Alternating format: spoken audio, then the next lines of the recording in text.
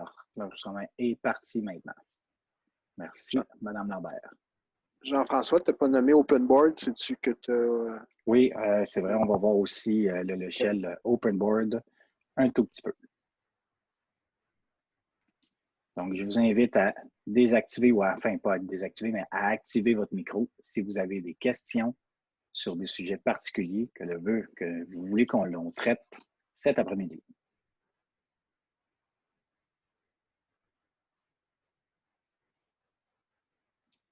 Donc, on va y aller avec les besoins qui nous ont été énumérés dans le Google Form.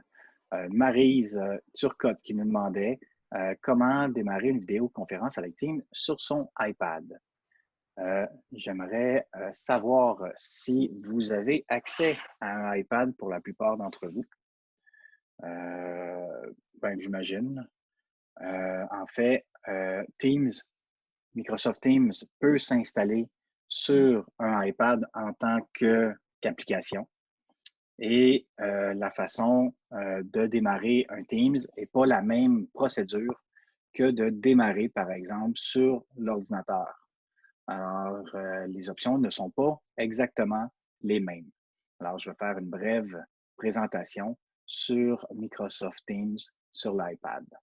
Alors, je vais simplement partir ma copie d'écran pour vous partager mon écran iPad. Et je vais partager ici mon écran qu'on retrouve ici. Alors, toujours un peu comme la même chose que l'on retrouve sur l'ordinateur, on va retrouver au lieu d'à gauche, on va retrouver les différents onglets en bas cette fois-ci du Teams sur l'iPad. C'est-à-dire qu'en bas, si vous regardez, on a accès à activités, le clavardage, les équipes, les devoirs, calendrier, les appels et plus, où est-ce que je pourrais avoir mes petites applications qui sont là. Donc, le menu, au lieu de se retrouver à gauche, va se retrouver en bas. Si je m'en vais dans mes activités, bien, dans mes activités, je vais avoir finalement le fil de tout ce qui s'est passé dans toutes mes équipes. Également, je vais avoir ici mes fichiers qui sont disponibles soit dans mes groupes de partage ou encore dans mon Office 365. Et j'ai accès aussi à plus, donc ce qui se retrouve à plus. Et là, ben là, ce n'était pas dans Office 365, c'était que j'étais dans les fichiers publications dans mon équipe, les technos. Alors, si je retourne dans Activités, je vais juste éteindre mon téléphone et je vais faire refuser ici. Bon, et on revient. Ça, c'est le désavantage d'avoir un téléphone branché sur notre ordinateur ainsi que sur notre iPad. Alors, dans Équipe, alors ici à gauche, donc dans la partie qui est ici, je vais avoir tout l'ensemble de mes équipes et je vais pouvoir, par exemple, aller dans l'équipe du récit FP, dans Général. Et là, vous voyez que ici, je me retrouve dans l'équipe générale. Et à partir de là, je vois effectivement mes fichiers ainsi que le bouton plus qui me permet d'avoir d'autres options supplémentaires. Au niveau du calendrier, c'est la même chose, c'est-à-dire que je vais retrouver mon calendrier à cet endroit-là où est-ce que je vais pouvoir faire une nouvelle conversation. Donc, je suis allé sur le bouton qui était ici pour pouvoir faire une nouvelle rencontre vidéo. Ceci dit, et là, je parle basic, là, la personne qui nous avait posé la question voulait savoir comment est-ce qu'elle fait pour démarrer une vidéoconférence sans passer par le calendrier. Alors, c'est un peu difficile sans passer par le calendrier parce que sur l'iPad, les équipes, on ne peut pas partir à mon avis, là, puis ça, je l'avais essayé ce matin, on ne peut pas partir de vidéo avec une équipe. Il faut absolument s'en faire une, d'après ce que je connais, dans le calendrier. Toutefois, si on s'en va dans Appel, donc ici, on voit que j'ai Appel, ben j'ai accès à toutes les personnes ici où est-ce que je peux les téléphoner. Est-ce que je peux faire un nouvel appel? Effectivement, je fais ici le plus et je vais pouvoir rechercher des contacts. Par exemple, Patrick. Donc, Patrick Morier. J'entre aussi Joanie. Alors, voilà Joanie. Et là, je pourrais appuyer sur le bouton ici téléphonique pour les téléphoner et ainsi obtenir une conversation avec Patrick et ainsi avec Joanie. Donc, la façon de partir une conversation avec des gens, c'est de cette façon-là. Alors, je vais simplement raccrocher pour éviter le son qui va rentrer. Si je suis dans une équipe, vous allez voir que ici, au niveau des équipes, vous voyez que Récit FP, dans général, il y a une icône de vidéoconférence et je pourrais ici rejoindre cette conversation-là si elle était dans la plage dans le calendrier. Il faut savoir que dans le calendrier, si je suis en train d'être dans une réunion où j'ai été invité, la caméra va apparaître et je vais pouvoir la rejoindre si besoin est. Alors, c'est la façon qu'on part des appels. C'est vraiment aller dans Appel. On appuie sur le bouton qui est ici et on va pouvoir inviter les gens que l'on veut. Je ne sais pas si Maryse Turcotte, elle est présente. Oui, je suis présente. J'espère qu'elle l'est. Sinon, elle va pouvoir regarder la vidéo.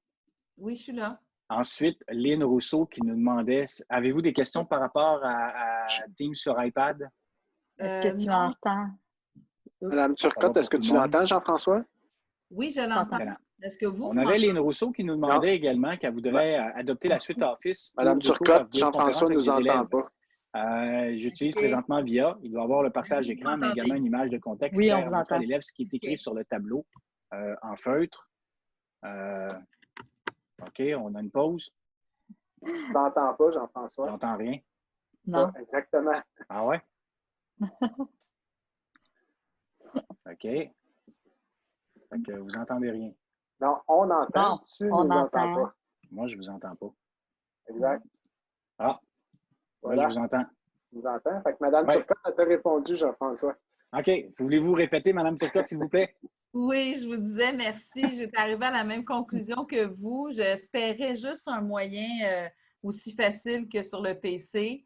Mais oui, ça va fonctionner quand même là, parce qu'on a certains enseignants qui vont utiliser leur iPad et d'autres leur PC. Fait que j'essayais de voir s'il y avait une possibilité, mais je suis arrivée à la même conclusion que vous. Merci beaucoup.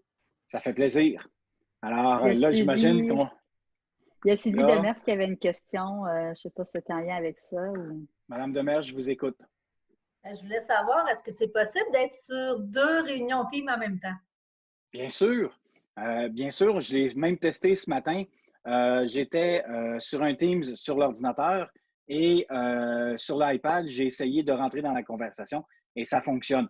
Attention toutefois, si vous activez le son et le micro sur les deux appareils, là, à ce moment-là, vous allez avoir des sons en double. Il va se créer de la cacophonie du scintillement du son. Fait que je vous conseillerais à ce moment-là de désactiver le son et le micro sur un des deux appareils. Mais sur le même appareil, est-ce possible d'être sur 2 Teams différents, 2 réunions différentes? Simultané. Pas en simultané. Pas en simultané. Non. OK, merci. Vous pouvez être sur 2 réunions, mais vous allez être dans une ou dans l'autre. Les deux peuvent être accessibles. Donc, on peut passer d'une à l'autre. Oui, mais vous ne serez jamais dans les deux en même temps. Non, non. Mais si je veux, mettons, passer d'une à l'autre, parce qu'il y en aurait 2 en même temps, ça, c'est possible. Je l'ai invité, ça serait possible. Oui.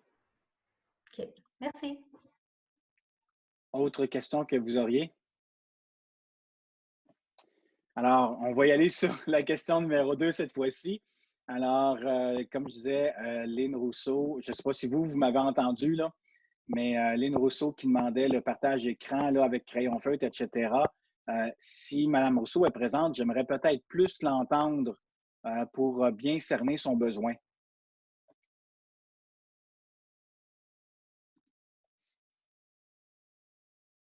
Madame Rousseau, on ne vous entend pas.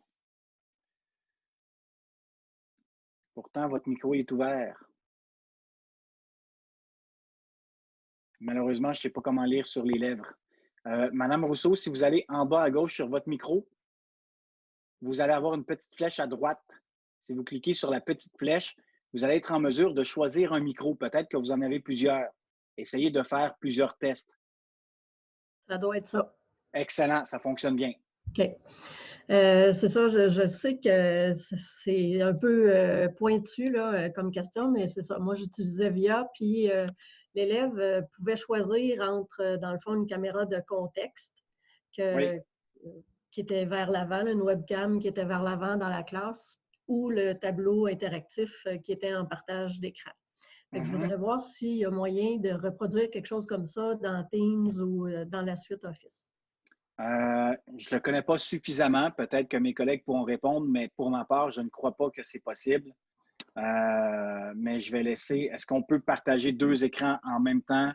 Le choix, en tout cas, de la personne qui regarde n'est pas accessible. C'est-à-dire que si j'avais 2 écrans, je ne pourrais pas choisir l'écran, bien que je pourrais épingler un des 2 écrans. C'est-à-dire que dans Teams, on pourrait épingler. Donc, on voit 4 personnes pour l'instant dans Teams, là. Fait que si j'ai, par exemple, je vous vois vous et j'ai une caméra qui est à côté qui fait face au tableau, je pourrais épingler l'écran, la caméra qui regarde le tableau. Ça, c'est possible de le faire. De quelle façon? Alors, je vais partager encore une fois mon écran. Ici, donc, je vais partager mon Teams qui est ici. Alors, je vais partir une conversation, par exemple, avec Joanie. Alors, je vais aller chercher appel et je vais appeler Joanie ici. Alors, je vais simplement couper mon micro. Monsieur Meunier, Oui, êtes-vous toujours sur un iPad ou vous êtes revenu sur l'ordinateur? je suis revenu sur l'ordinateur. Parfait, merci. Alors, Joanie, elle n'a pas répondu, je crois. On va réessayer avec Patrick. Ah, c'est parce que ça, c'est mon erreur à moi. J'ai fait un appel audio. Oui, c'est ça, parce que j'ai répondu. Bon, alors je vais appeler Patrick à la place. Bonjour. Alors, est-ce que Patrick, il est sur Teams en ce moment? Je suis sur les 2. Est-ce que tu m'entends? Oui, mais je ne te vois pas. Est-ce que tu peux ouvrir ta caméra dans Teams, s'il te plaît? Ben là, ma caméra va peut-être avoir préséance dans Zoom, fait que je suis pas sûr que c'est une bonne idée. OK. On va essayer pareil. Un petit peu. On va dans Teams. Non. Oui. OK. Oui, ça devrait fonctionner. OK. Donc, pour épingler la vidéo de Patrick, je vais devoir, si je me souviens, en bas. Bien là, ça ne marche pas parce qu'il faut que j'appelle Joanie aussi. Alors, je vais appeler. Patrick, je vais raccrocher, puis je vais inviter les 2. C'est bon. Alors, ici, je vais y aller avec Patrick. Donc, Patrick est ici. Je vais inviter aussi Joanie. Alors, appel vidéo. N'oubliez pas de couper vos micros.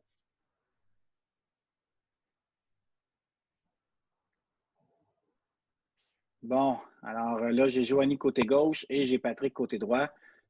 Si j'appuie sur les 3 petits points en bas à gauche du nom de la personne, je vais être en mesure d'épingler. Donc, peu importe qu'est-ce qui va arriver à partir du moment présent, je n'ai que Joanie en avant de moi. Okay. Ça vous va? Oui. Parfait. Alors, je vais raccrocher ici avec Teams. Je vais revenir arrêter le partage qui est là. Alors, c'est la façon qu'on peut épingler. Donc, vos élèves pourraient venir épingler la caméra qui, elle, regarde votre tableau avec les crayons. Là. Okay. Madame Rousseau, êtes-vous en mode mix, c'est-à-dire en présence d'élèves, puis en plus à distance, il y a certains élèves qui vous suivent en classe? C'est-tu le contexte? C'est ça. Dans le fond, moi, je suis TES, puis je suis dans un local à part avec 4 ou 5 élèves qui suivent en direct un cours de maths ou d'anglais à l'étage. OK. Donc, effectivement, ça va vous prendre 2 appareils si vous voulez le faire, mais c'est possible de le faire. OK, parfait. Merci. Alors, est-ce que vous avez d'autres questions par rapport à ce qu'on vient de voir? C'est bon. On va y aller avec la 3e question. C'est comment est-ce qu'on peut partager notre écran et avoir accès à celui d'élèves? Alors, comment voir? Bon, Mme Turcotte avait déjà mis une réponse. On demandait si on pouvait partager votre vidéo dans le clavardage, Mme Turcotte. Fait que je ne sais pas si c'est possible de nous répondre. Ceci dit, oui, c'est effectivement possible de le faire. Il faut que l'élève partage son écran et ensuite de cela, vous allez être en mesure de demander puis avoir accès à celui-ci, là, il va falloir demander le contrôle de l'ordinateur. Alors, si je partage à nouveau mon écran, je vais partager mon écran Teams, encore une fois,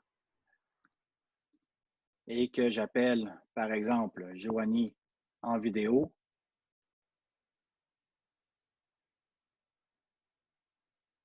Alors, Joanie répond, je vais simplement couper mon micro.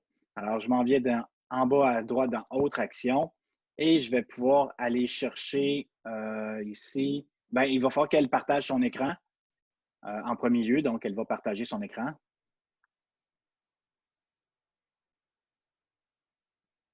Et voilà, son écran est partagé. Et là, vous voyez ma barre qui est ici. Bien, j'ai un bouton qui est « Demander le contrôle ». Alors, en cliquant sur « Demander le contrôle » sur son ordinateur, il y a un message qui va apparaître comme quoi que j'ai demandé le contrôle. Et une fois que là, en ce moment, c'est moi qui déplace la souris, je crois, parce qu'elle a accepté. En fait, en théorie, il y a 2 souris. Ah, il y a 2 souris. OK. Celle Là, de je Joanie savais moins. reste disponible et la tienne. Ouais. Et là, je pourrais venir faire des choses sur son ordinateur. Alors, c'est de cette façon-là qu'on va être capable de prendre le contrôle sur l'ordinateur de l'élève, mais en premier lieu, il faut que l'élève partage son écran. Et quand on prend le contrôle, M. Meunier, lorsque je prends le contrôle pas juste nécessairement de l'application Teams. Je peux aller vraiment carrément ouvrir un document Word, aller sur Internet, peu importe. Là. En fait, ça dépend qu'est-ce que la personne, elle a partagé. C'est ça. Moi, ici, j'ai partagé seulement mon document, ma page web. Je n'ai pas partagé mon bureau en entier. Est-ce que c'est possible de partager un bureau en entier? Tout à fait. Est-ce que, Joanie, tu voudrais départager ton écran, s'il te plaît? Oui. Attends. Je vais juste... OK, c'est ça. Parce que si je comprends c'est mélangeant avec... Si je comprends bien, M. Meunier, c'est comme une alternative à TeamViewer. Tout à fait. En fait, il faut savoir que TeamViewers, vous n'avez pas le droit de l'utiliser en contexte scolaire, à moins d'avoir payé la licence. Et la licence, elle est dans les 2 000 à 3 000 $. OK. Fait que c'est une belle alternative, effectivement. Ça, c'est les conditions d'utilisation. Par contre, contrairement à TeamViewer, il y a un autre logiciel qui existe qui s'appelle VNC, qui, lui, il faudrait qu'on regarde, voir c'est quoi les conditions d'utilisation. Mais VNC pourrait être une alternative. Il faudrait juste que je regarde les conditions d'utilisation. Mais de ce que j'ai su il y a 2-3 semaines, TeamViewer était vraiment très fermé au système éducatif en ce moment. Alors, si je demande le contrôle de l'ordinateur, là, vous allez voir que j'ai le contrôle. Et là, je crois que je peux déplacer, là, en théorie, là, je devrais avoir le contrôle de l'ordinateur de Joanie. Ouais. Ah, il y a peut-être eu un petit lag, là, parce qu'on est en vidéoconférence sur 3. C'est ça, exactement. Ça doit rentrer en interférence. Alors, fait qu'on peut partager le bureau complet, comme on pourrait partager, si je m'en vais dans mon partage ici, vous allez voir que je peux partager le bureau, je peux partager une fenêtre ou je peux partager une application qui serait ouverte. Alors, dans ce cas-là, c'est mon PowerPoint qui était ouvert dans mon SharePoint. Si je peux me permettre, Jean-François, il y a certaines applications de vidéoconférence ou de visioconférence qui vont vous permettre aussi de partager votre tablette tactile, votre téléphone intelligent ou un autre écran que vous avez dans vos locaux. Selon le logiciel utilisé, là, ça va être permis aussi. Je ne sais pas qui a posé cette question-là, mais sachez aussi que en tant qu'enseignant, vous pourriez avoir une application sur votre ordinateur et vous-même partager votre ordinateur et donner le contrôle à distance à l'élève pour qu'il complète un exercice, par exemple. Puis, au niveau de l'évaluation, ça serait très bien ça. Allez-y. Je remarque que vous travaillez beaucoup sur Mac. Ça doit être la même chose avec PC, j'imagine? Tout à fait. OK. Au niveau du iPad, pour partager mon écran iPad, moi, sur l'ordinateur, j'utilise un logiciel qui s'appelle AirServer. Ouais, c'est ça, AirServer. AirServer. C'est une quinzaine de dollars la licence. Est-ce que ça va pour ça? Je veux juste faire encore un peu de suivi. Moi, je ne travaille pas du tout avec des Macs, pour ça, je suis désolé. Est-ce que c'est possible de partager le même principe avec une tablette iPad qu'avec une tablette Samsung? Au niveau de la tablette Samsung, je ne le sais pas parce que j'en ai pas. Okay. Est-ce qu'on peut partager avec Teams? Mais au niveau de AirServer, je crois que ce n'est pas simplement pour les tablettes iPad. Je pense que c'est aussi pour partager un écran Android. Là. Okay. C'est ce que je pense aussi. Ouais. Je vais aller vérifier. Je vais aller à côté de la tablette, je vais aller voir. C'est pas une application Mac, là. C'est pas, faut aller la télécharger sur Internet. Ouais. Okay. Alors, je suis sur le site Internet de AirServer, puis ça dit The Universal Mirror Receiver, AirPlay, plus Google Cast, plus Mircast. Donc, c'est toutes les plateformes. C'est pour toutes les plateformes. Parfait, merci. Je vais aller vérifier ça. Je vais aller m'amuser. Ça fait plaisir. Puis, comme je vous ai dit, c'est pas vraiment cher. Il me semble que j'avais payé là, 9,99 canadiens à 14,99 Il faut savoir que si vous en achetez 3, là, elle tombe, je crois, à 9,99 Sinon, c'est 14,99 Et ça, c'est illimité. Ce n'est pas par année et c'est la licence éducationnelle.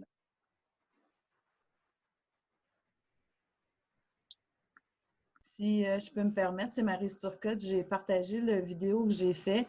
Soyez indulgents. J'ai fait ça pour mes collègues, pour les dépanner. Donc, avec ma collègue justement qui est en ligne avec nous, Linda Simpson. Donc, ça explique un peu comment travailler avec le partage d'écran, avec un document Word, avec un PowerPoint, avec le tableau blanc. Donc, il y a beaucoup d'informations dessus. Je peux mettre mon adresse courriel de l'école s'il y en a qui voudraient l'avoir par courriel aussi. Mais c'est vraiment fait maison, là. Je ne suis pas une experte, mais je me débrouille. On ne l'est tous pas de toute façon.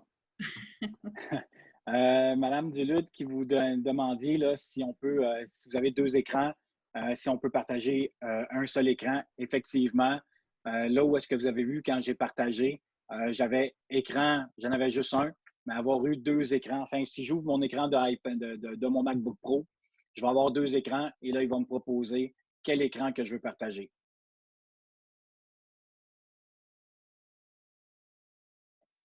Alors, on va continuer, si vous me permettez, les questions, s'il n'y en a pas d'autres sur ce sujet-là.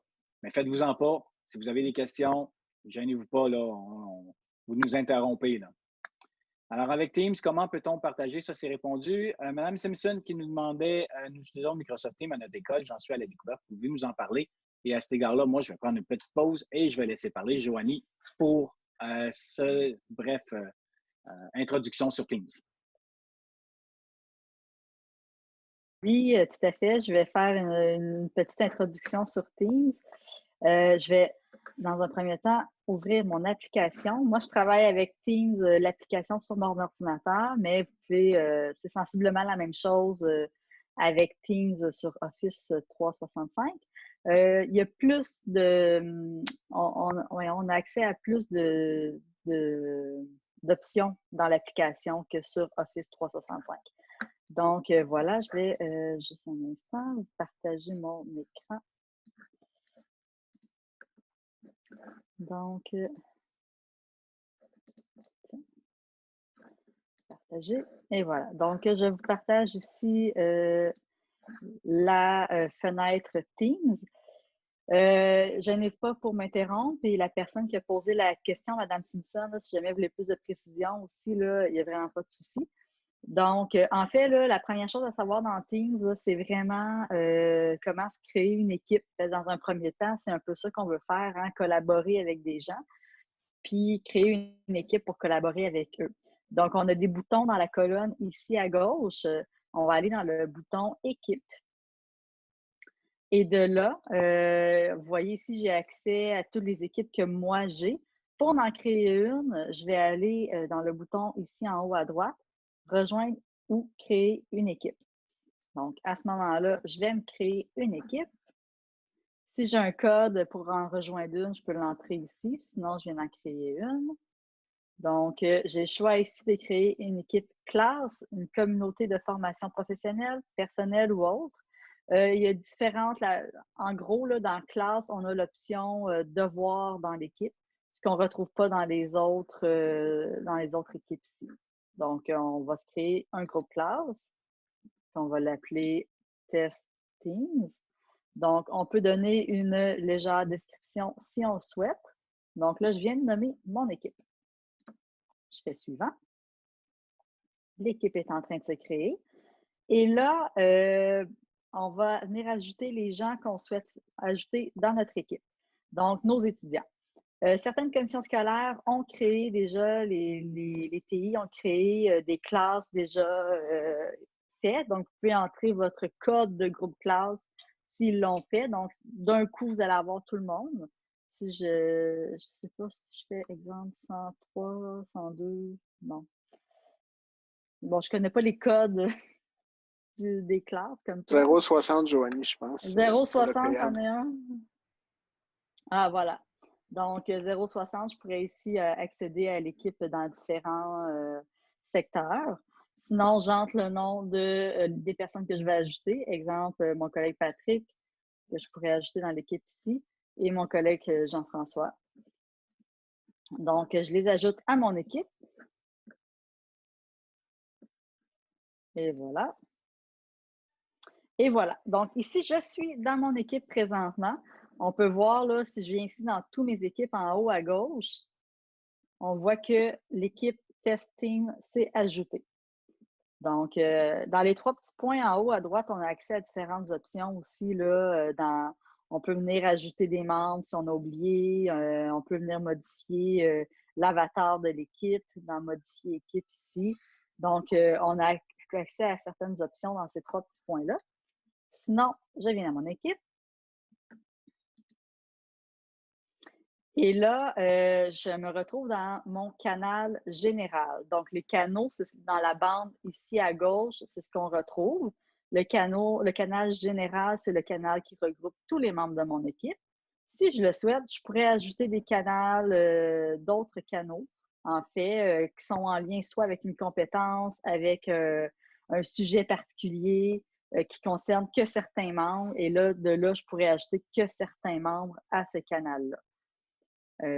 Aussi, ici dans la section plus grande à droite, on arrive dans la zone publication, qui, moi, me fait penser un peu au fil d'actualité Facebook, si on veut. Donc, tout ce que l'équipe va faire, conversation, va se retrouver là-dedans, dans publication. On peut interpeller quelqu'un en particulier ici avec le A commercial. Exemple, si je dis à Jean-François, as-tu fait ton devoir, blablabla. Bon. Donc, je pourrais l'interpeller particulièrement. Sinon, c'est ça, je pourrais dire rencontre prévue, planifier, informer mes étudiants que j'ai ajouté une rencontre au calendrier. Donc, voilà. Il y a l'onglet Fichier à côté. Bravo, Patrick. Il y a l'onglet Fichier juste à côté où on peut insérer des fichiers. Donc, ça ne sera pas bien long. Il est en train de se loader, télécharger. Alors, je peux décider de créer un nouveau fichier ou d'en charger un qui est déjà sur mon ordinateur. Je peux créer, ici, c'est aussi, je peux créer un nouveau dossier dans lequel je vais insérer des fichiers ou je peux charger un dossier de mon ordinateur aussi. Donc, ces fichiers-là et dossiers-là, tous les membres de mon équipe qui sont dans le canal général pourront y avoir accès.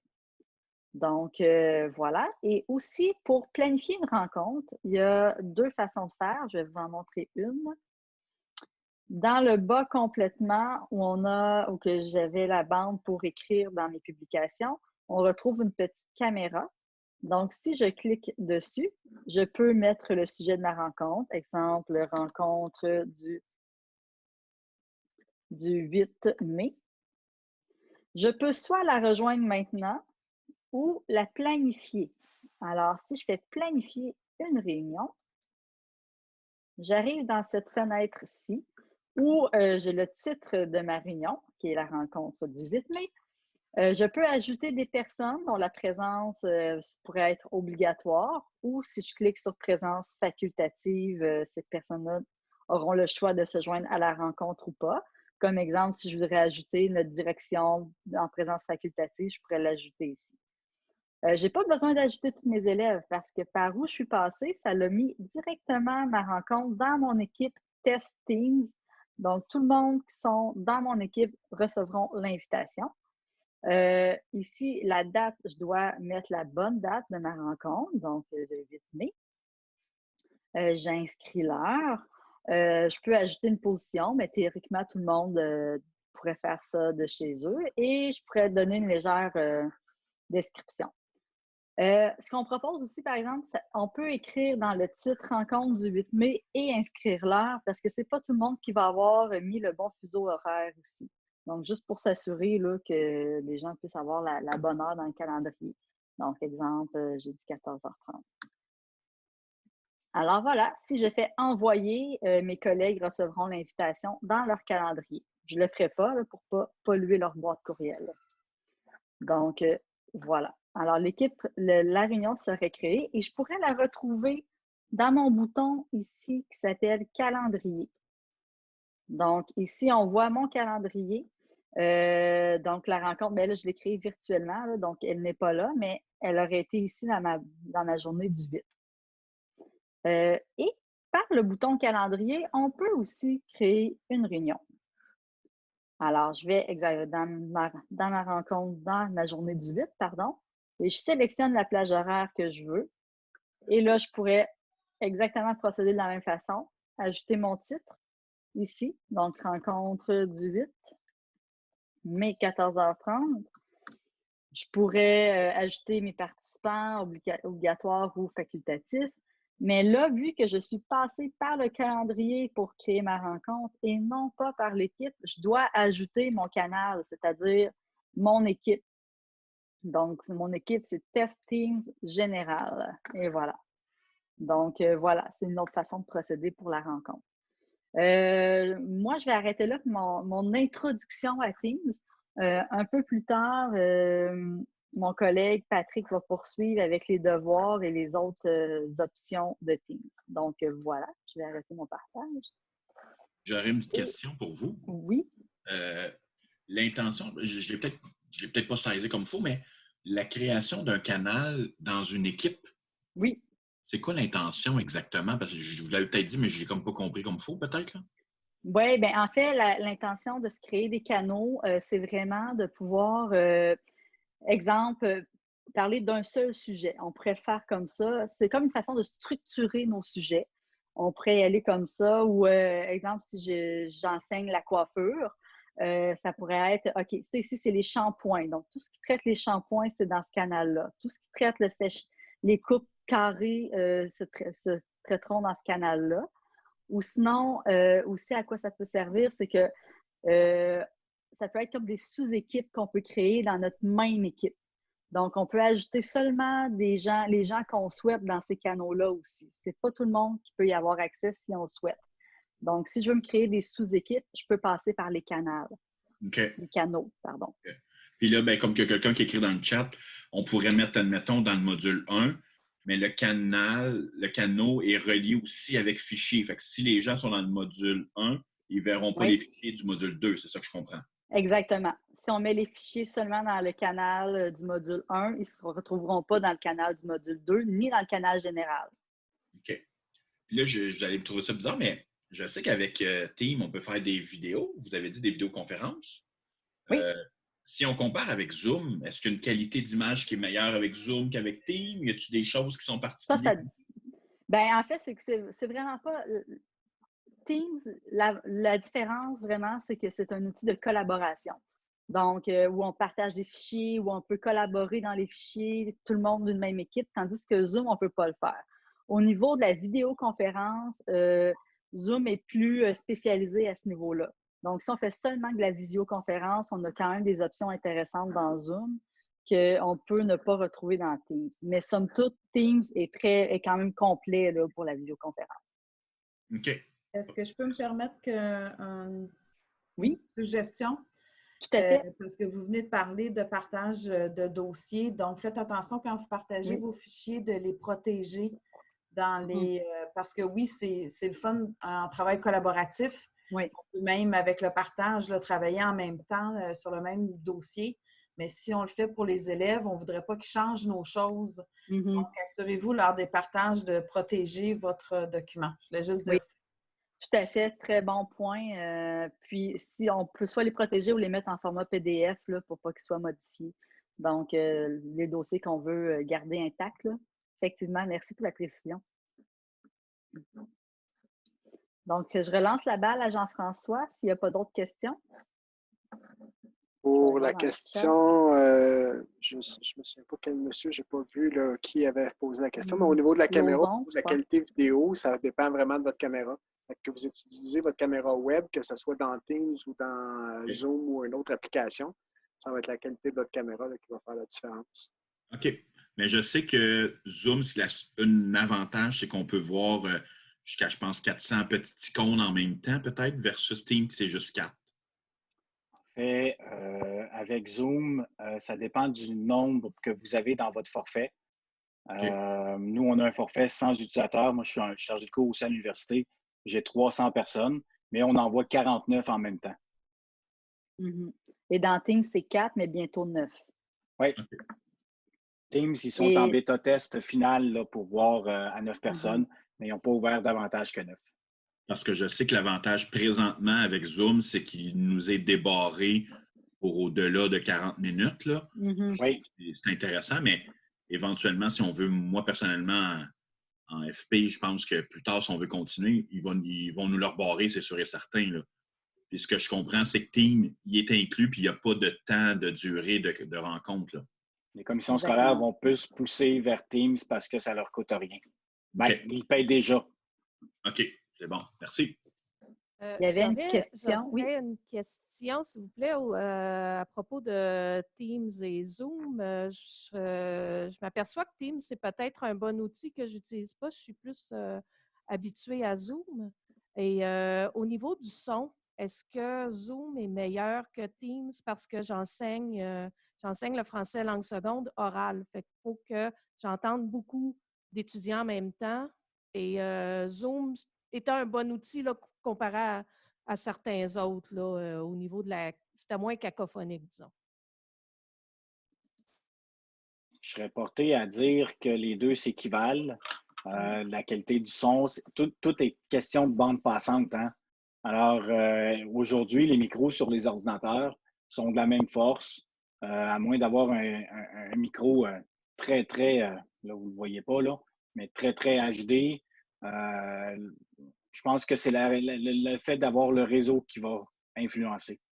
Je ne crois pas que ça va être la qualité du micro. Okay. Merci. Ou de l'application. Le Zoom, ça fonctionne très bien. Oui, c'est ça. L'application ne changera rien. OK. Parce que moi, ce que j'aime bien de Zoom, puis comme je dis, un peu comme Mme Thibault, moi aussi, j'ai plus travaillé dernièrement avec Zoom parce que je l'ai appris sur le tas, comme bien du monde. Là. Mais moi, ce que j'aime de Zoom, je ne sais pas si dans Teams c'est faisable, c'est qu'on peut muter tout le monde. Tu sais, des fois, quand on a des élèves qui sont cacophoniques, bien, ce que j'aime bien, on pèse mute all, puis tout le monde est à mute. Est-ce que c'est possible de le faire avec Teams? En fait, on peut le faire personne par personne, mais on ne peut pas empêcher les gens de rallumer leur caméra.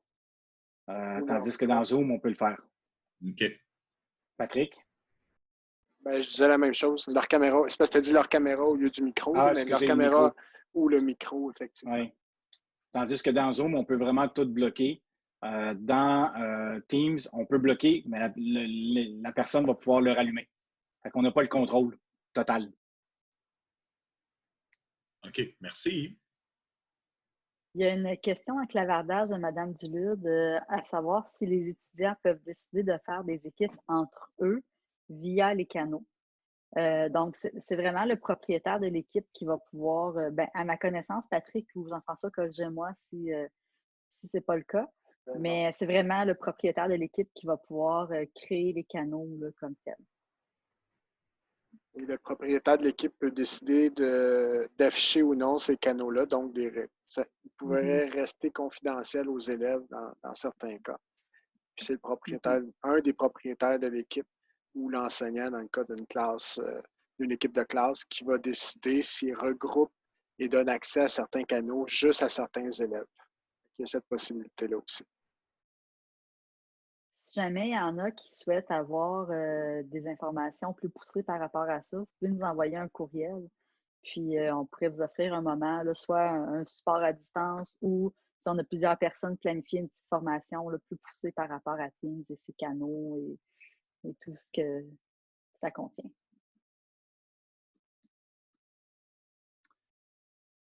Alors, on continue les questions. On avait Mme Simpson qui nous demandait aussi de mieux comprendre la fonction des devoirs dans Teams. Et à cet égard-là, je vais laisser plus Patrick parler pour qu'est-ce qui est la question des devoirs. Joanie, est-ce que tu peux me mettre enseignant ou propriétaire dans ton équipe que tu as créée tantôt? Teams, je vais la réutiliser. D'accord. Ça ne sera pas bien long.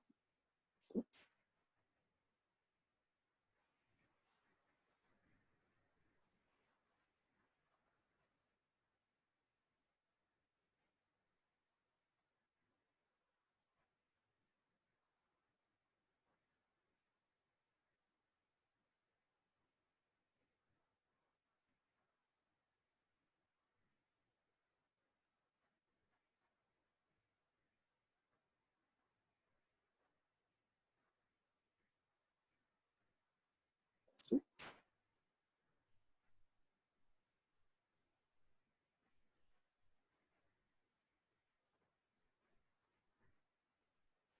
Donc, juste, est-ce que vous m'entendez? Oui.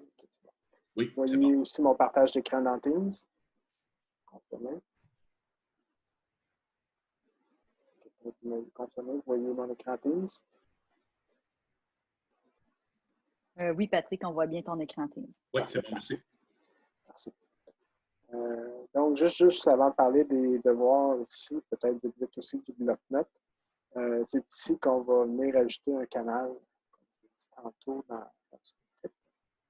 Puis,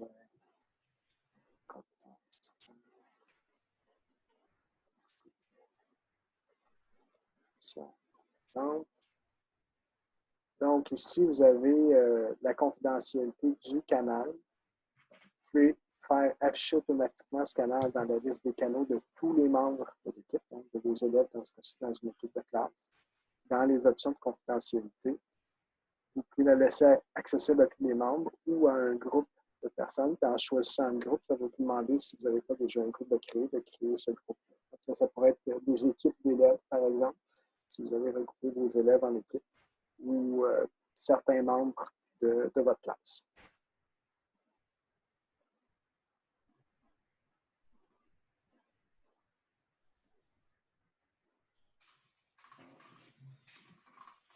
Et maintenant, les devoirs. Il y a un onglet, on va sauter l'onglet Bloc-notes. L'onglet Bloc-notes, et devoirs, ces deux onglets-là sont particuliers à une équipe de classe. Quand on crée une nouvelle équipe, on a choisi l'équipe classe tantôt, quand Joanie l'a créé. Donc, c'est deux qui sont particuliers à l'équipe de classe. Pour les devoirs, c'est un outil qui vous permet de distribuer les devoirs, de gérer les dates de distribution, de retour, de terminaison, puis quelques autres options. En cliquant sur l'onglet, la première fois qu'on entre dans l'onglet, vous allez avoir la création de la section devoirs pour cette équipe-là. Je vais faire plutôt qu'un questionnaire, parce qu'on peut aussi envoyer des questionnaires, je vais faire un devoir d'affectation.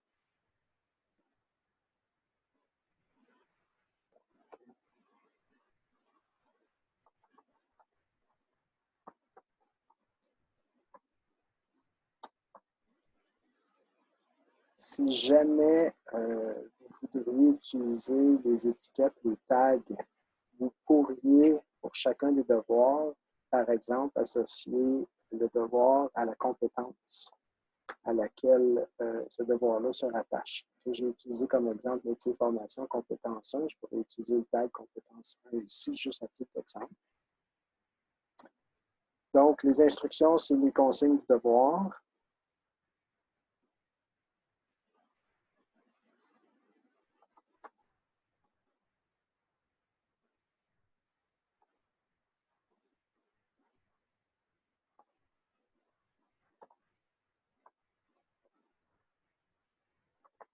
Donc, télécharger le fichier, remplir les questions et retourner à l'enseignement. Voir. Ajouter ressources. Là, je peux aller chercher mon fichier, soit dans mon OneDrive. Si je suis dans Office 365 ou si on utilise OneDrive en commission scolaire, je peux aller le chercher là. Je peux aller chercher une page de mon bloc-notes de classe qu'on va voir rapidement tantôt. Je peux aller chercher un lien vers un site quelconque où est déposé mon devoir, ou je peux créer un fichier à partir directement de Teams. Si je vais le chercher sur mon ordi, je vais faire un exemple.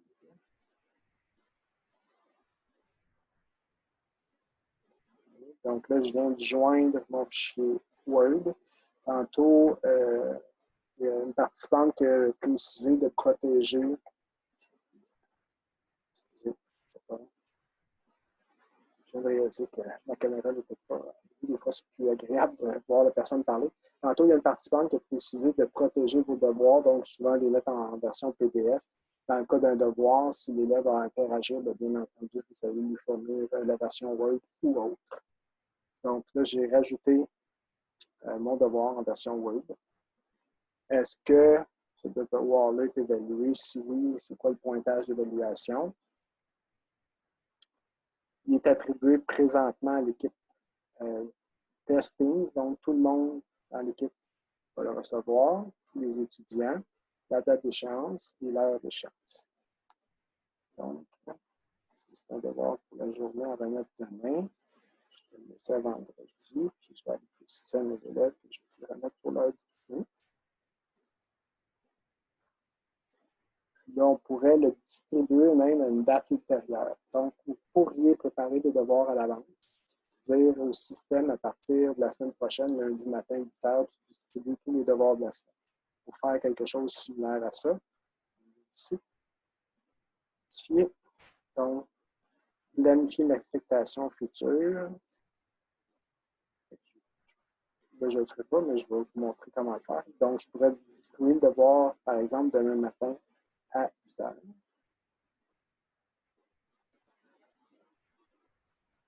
La date d'échéance serait demain midi.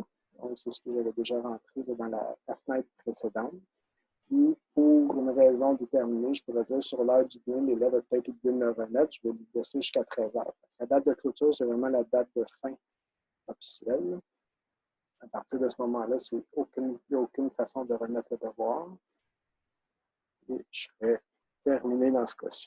Là, je ne le ferai pas comme ça pour vous permettre que Jean-François vous partage ce qu'il a reçu, qu'on voit l'interaction. Donc, je vais enlever l'affectation. Je vais laisser la date de clôture. Donc là, je peux l'enregistrer pour y revenir plus tard. Je peux arrêter la création du devoir ou l'envoyer aux élèves de la classe parce que j'ai sélectionné ici tous les étudiants dans l'équipe testing, l'équipe dans laquelle moi je me trouve présentement.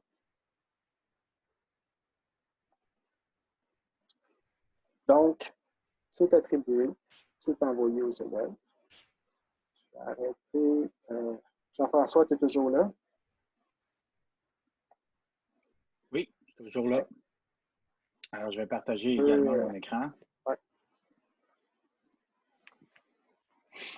Alors, là, si je m'en vais dans la compétence C01 et que c'était celle-là, c'était tout en général? Non, je suis dans le général, mais c'est... Ouais, Monsieur Meunier, juste avant de continuer, je remarque que votre écran à vous est totalement différent que celui de M. Morier puis Mme Lambert. Y a-t-il une raison particulière ou? Je comprends Parce que vous, pas. c'est tout noir. Je trouve que le visuel était différent. Je ne sais pas si c'est une version. Ah, oui, ben, c'est ma version de macOS. Okay. J'ai la dernière version, puis j'ai un thème foncé.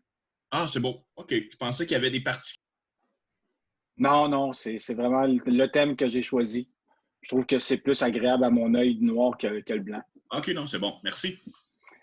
Alors, je vois ici le devoir que Patrick a fait. Donc, si je clique dessus, alors ici, on voit que j'ai mon document de référence. Si je clique dessus, le document de référence, ben, je vais pouvoir ici remplir les informations. Bon, ce document est en lecture seule. Là, pourquoi il est en lecture seule, Patrick? Ah, c'est peut-être moi qui ai oublié de... Oui, c'est ça. Tu as peut-être oublié de cocher. Mais normalement, il ne devrait pas être en lecture seule. Et je vais, normalement, là, si je l'ouvre, ben, je peux l'ouvrir dans l'application bureau, le remplir, puis ensuite de ça, faire ajouter un travail pour venir le déposer. J'ai une Donc, autre pour aller question. chercher mon fichier. Oui, allez-y. Je m'excuse. Non, non, c'est correct. Quand que vous faites un devoir comme là, M. Maurier a déposé le devoir en format docx, OK? Oui. Par exemple, un élève qui aurait à la maison un Chromebook, par exemple, qui n'a pas nécessairement la suite Office, est-ce que ça c'est aussi facile pour lui? Je Ou vous suggère de le mettre en PDF et OK. dans l'application Teams, le PDF, il va être capable d'écrire par-dessus. Ah, Oui, c'est ça. C'est ce matin, il y a un conseiller pédagogique dans notre réseau, je pense, qui avait posé la question. On pouvait, à partir d'un PDF, dans Teams, écrire directement dessus. Ah, cool, parfait. Mais ça serait à vérifier. OK. Mais Parce que si souvent, c'est ça, je me suis rendu compte, souvent, on a des élèves où ils ont des applications gratuites à la maison qui n'ont pas ça. Je trouvais que ça pouvait peut-être être quelque chose de... Mais c'est bon, si on peut écrire direct sur le PDF, là. C'est ce que j'ai entendu dire. Je n'ai juste pas testé encore, mais il paraîtrait que ça se fait. Ah, parfait, merci. Fait que, sinon, un Word peut s'ouvrir avec d'autres logiciels que Word. Si la personne a, par exemple, OpenOffice, Star Office, ça existe encore, ça va pouvoir fonctionner. Et je vous dirais que si la personne, ben, j'ai un Chromebook, là, fait que les logiciels, ces logiciels-là, là, OpenOffice, on sont capables de lire les formats doc. Là. Mais souvent, je me suis rendu compte pour l'avoir testé à quelques reprises, des fois, quand on fait une mise en page quelconque, tu sais, des fois particulières, c'est souvent là-dessus que ça vient déphaser un peu notre document, puis c'est pour ça, là. Je suis bien d'accord. En PDF, c'est sûr que ça ne devrait pas. Ça devrait pas. Puis je pense que on va le tester, puis la semaine prochaine, on essaiera de vous revenir là-dessus si vous participez, là, vous l'écrirez dans les questions, puis on va essayer d'y répondre. Parfait. Excellent. Merci. C'est sûr que comme dans le cas du devoir que j'ai envoyé, j'ai fait une zone d'écriture. L'élève, au fur et à mesure qu'il écrit, la zone s'agrandit dans Word. Si vous faites un PDF, il faut prévoir une grande zone d'écriture pour que l'élève annote directement sur le document PDF. C'est une façon différente de travailler avec le document que vous allez utiliser. À part ça, ça devrait être fonctionnel d'un côté. Et quand vous dites, M. Maurier, vous avez fait une zone, vous avez carrément juste créé une zone de texte. J'ai fait un tableau à une colonne, une ligne. Parfait. Tout simplement en dessous de ma question. C'est ça. Oui, okay. Exact. Merci. L'autre information qui est peut-être pertinente et que vous ne savez peut-être pas, plusieurs parmi vous, c'est que la plupart des commissions scolaires, quand ils ont pris engagement avec Microsoft, chaque employé de la commission scolaire et chaque élève de la commission scolaire a le droit d'avoir 5 licences d'Office d'installer chez lui ou sur un ordinateur quelconque. Donc, la façon d'aller récupérer ces licences gratuites, autant pour les employés que pour les élèves, c'est vous vous connectez sur l'ordinateur en question, vous voulez avoir la suite Office, vous vous connectez sur votre compte Office 365 de la commission scolaire, donc élève ou employé. Puis par la suite, dans le coin à droite sur la page d'accueil, vous allez avoir, je peux même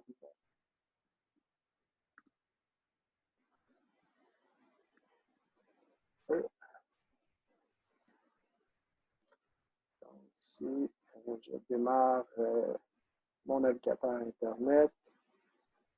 Je m'en vais dans Office 365. Je me connecte avec mon compte commission scolaire. Sur la page d'accueil de votre Office 365, vous avez ici en haut à droite le bouton Installer Office. Donc, chaque employé, chaque élève peut installer jusqu'à 5 Office 365. Non, pas Office 365, pardon. La suite Office sur les ordinateurs qu'ils possèdent. Juste à choisir les deux applications. Choisissez autre option d'installation si jamais vous voulez l'installer en français, parce que je pense que la langue par défaut, c'est l'anglais. Si vous choisissez l'application Office 365. Ça, les élèves peuvent donc l'installer sur leur appareil de cette façon à la maison. Alors pour ça,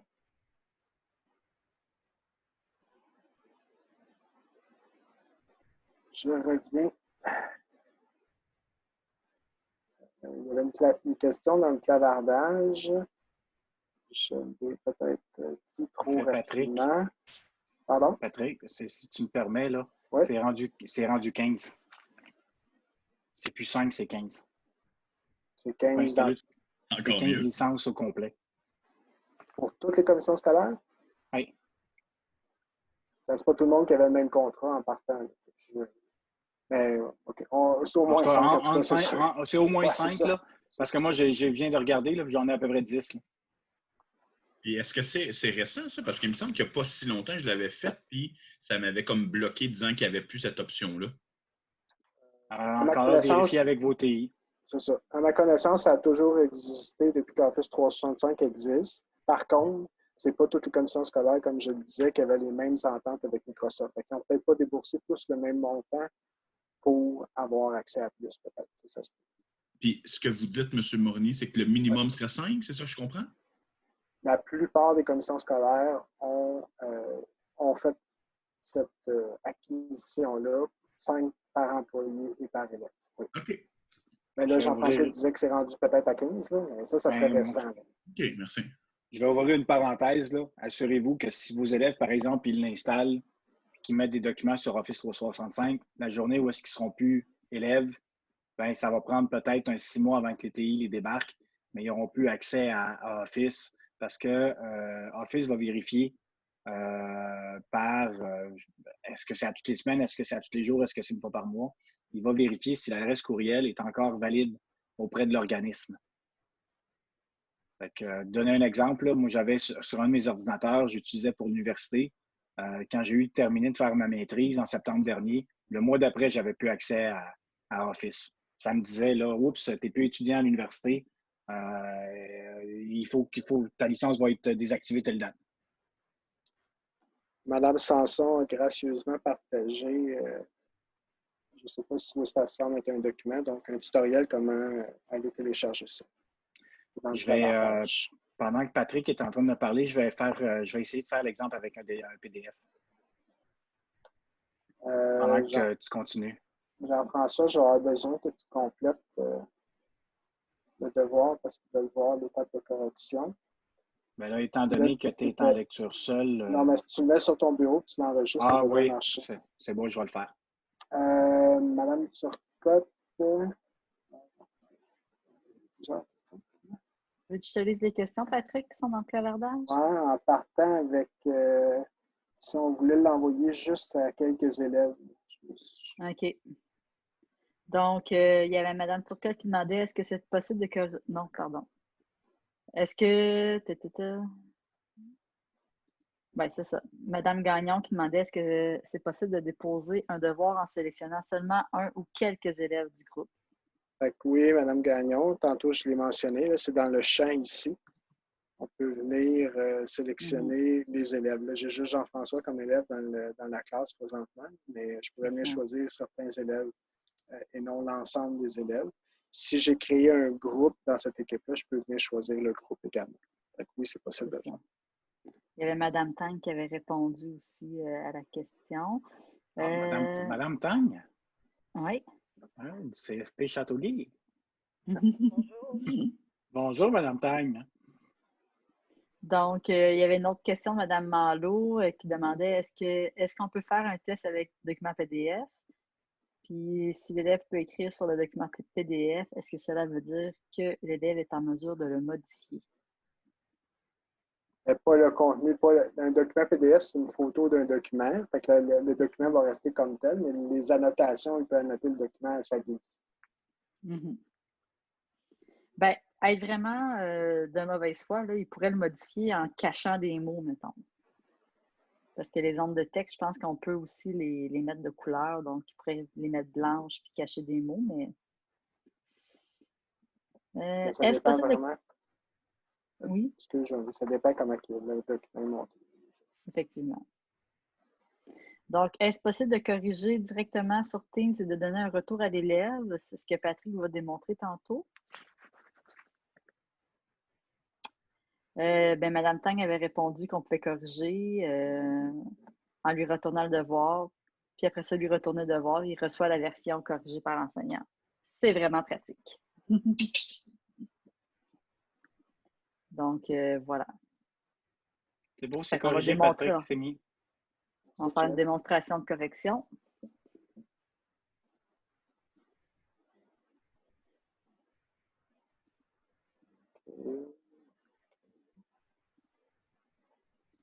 Vous voyez toujours mon écran? Oui. Donc, j'ai mon document en Word. J'ai refait un même document PDF avec des espaces d'écriture dans celui-ci. Je retourne dans Teams. Je retourne dans les devoirs. Je crée un nouveau devoir. Une affectation. 2. 1.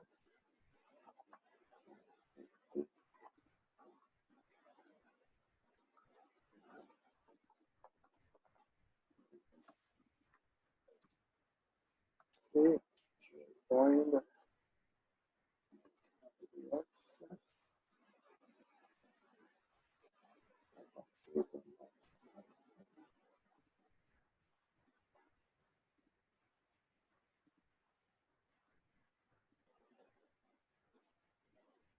Le document PDF est chargé pour mon devoir.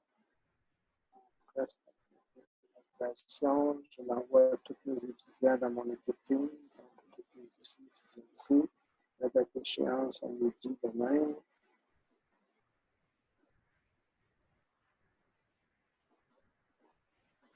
Je l'envoie à tous.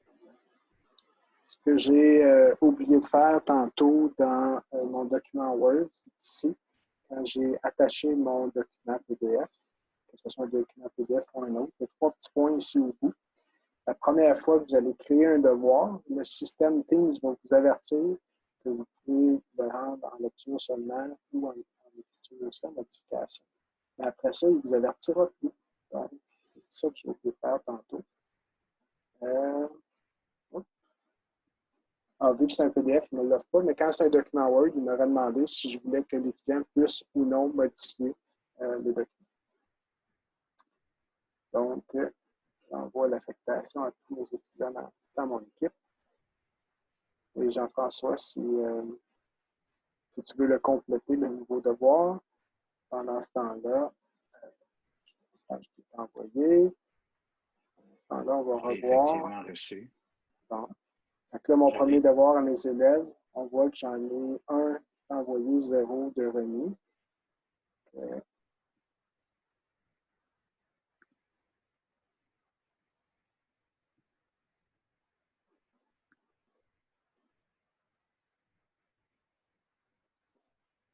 Es-tu en train de le faire, Jean-François, juste pour oui. besoin de la cause? Non, non, c'est correct. X2, hein? Pardon? Tu as X2 ou X1? Je n'ai pas compris ta question. X1? Oui, c'est tu as exercice 2, puis exercice 1 de devoir, puis tu as exercice 2. Peut-être pas. Devoir de V2? On ne sera pas là. On va retourner dans l'équipe. Testing. Devoir. Ici, j'en ai un. Dev 2. Comme on le voit, là, parce que j'ai oublié d'activer la modification, là, on voit que Jean-François, mon élève, l'a consulté. Je n'ai pas ajouté de commentaire, je n'ai pas de note associée. Avec le devoir PDF, là, on va ouvrir Il est en PDF, puis je ne peux rien faire avec. Là. Je ne peux même pas le sauvegarder. Ah non? Non. Je peux juste le voir. Je ne peux même rien écrire dessus. Est-ce que je vois quelque chose? J'ai une petite question pendant que vous regardez Oui. les PDF. Le premier devoir que vous aviez déposé, M. Morier, Oui. M. Meunier, vous l'avez fait, vous l'avez déposé. Est-ce que ce serait possible de revoir le processus pour qu'on puisse expliquer à nos élèves comment le faire aussi? Oui. Oui, c'est juste qu'il n'a pas pu le déposer normalement parce que je ne l'avais pas mis en modification. Donc, je vais recommencer avec le document Word. C'est ça que je suis en train de faire. OK, parfait. Je pensais que c'était pour le document PDF. Ben, en fait, j'ai recommencé avec le PDF, mais là, il n'est pas capable de l'ouvrir. Je vais le refaire avec un document Word. OK. Là, vous le voyez, j'ai refait un troisième devoir avec le document Word. Puis, vous voyez à l'écran, les élèves peuvent modifier leur propre copie. Tandis que par défaut, les élèves ne peuvent pas modifier. C'est pour ça que Jean-François n'était pas capable de l'ouvrir. Je vais changer là. Donc, Jean-François va faire. Je vais mettre une date d'échange de midi demain. Et je l'envoie. Donc, troisième devoir, Jean-François, en doc. Je viens de le voir.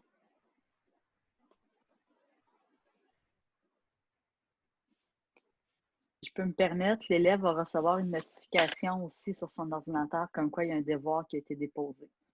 Donc, moi, vu que je suis dans l'équipe, j'ai reçu une notification qui me dit « Tu as un devoir qui a été déposé dans ton équipe Teams. » Est-ce que vous voulez que je partage mon écran pour voir qu'est-ce que je vais faire? Vas-y, Jean-François. Alors ici, j'arrive dans les devoirs. J'avais mon premier devoir, le Dev 2, et là, je vais aller chercher le Dev 3. Et là, mon travail est ici.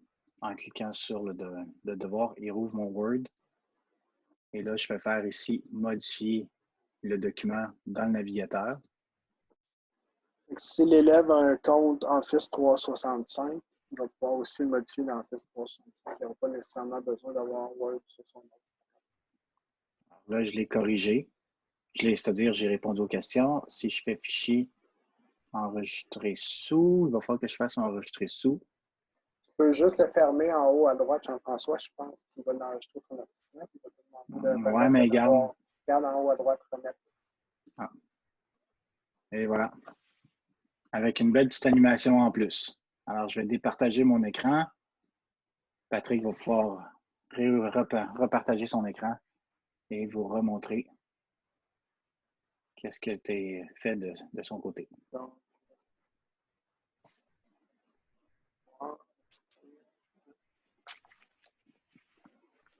Ah. il n'est pas encore remis. Ça prend quelques minutes à distribuer. Oui, parce que moi, il marque... Ouais. Le temps de le soir. Et voilà. L'état a changé, il est maintenant remis. Si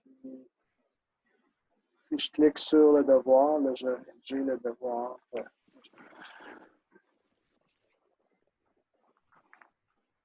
Donc, je pourrais venir le modifier en écrivant. Je peux ajouter des commentaires. Et malheureusement, à ma troisième essai de devoir, j'ai oublié de mettre un pointage au devoir. C'est ici, juste en haut de retourner, que je mettrai la note, parce que c'est marqué aucun point. C'est ici que je mettrai la note, le résultat du devoir. Les commentaires juste au-dessus.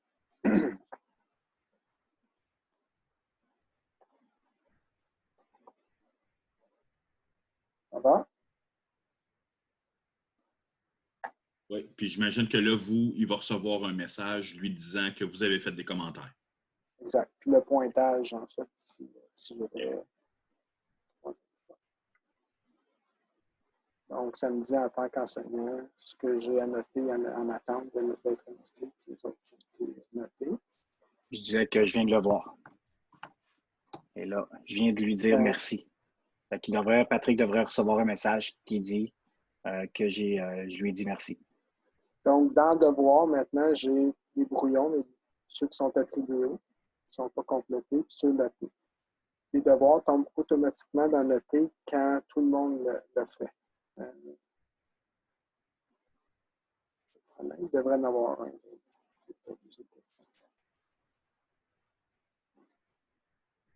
Tu veux ici le message.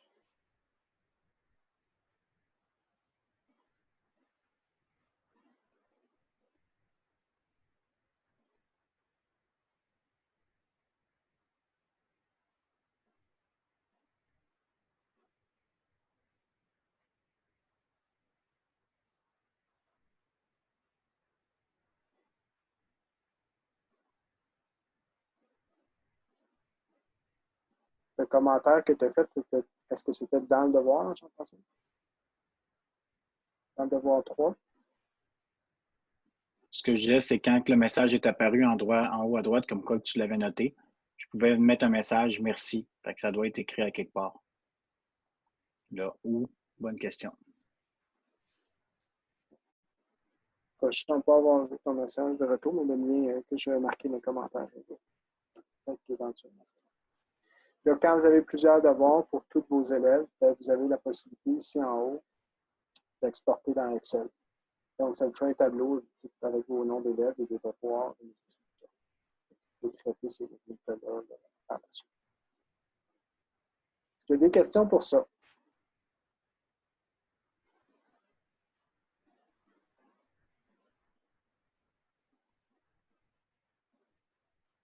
OK. J'attire votre attention maintenant sur le petit onglet juste à côté de devoir qui est note.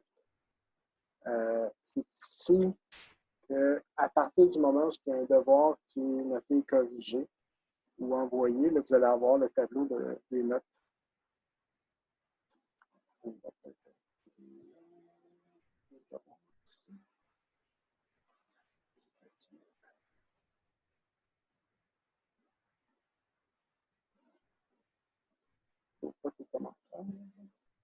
Donc, ici, c'est vraiment les notes des devoirs.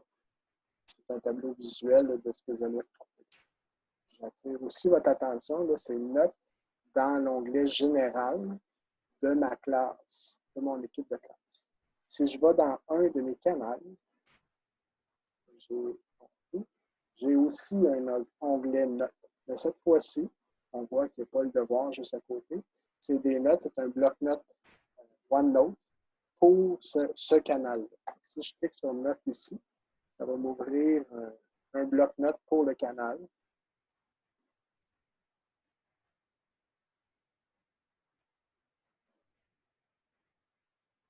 Avec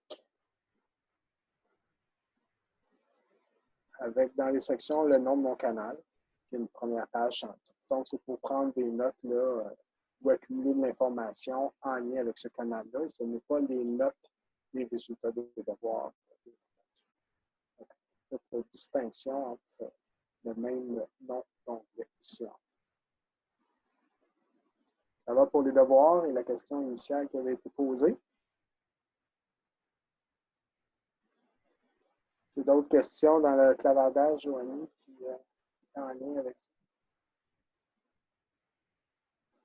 Il y avait une personne qui disait, c'est Mme Malo qui disait, si je comprends bien, si on veut que l'élève écrive sur le devoir, il ne faut pas que le document soit en format PDF.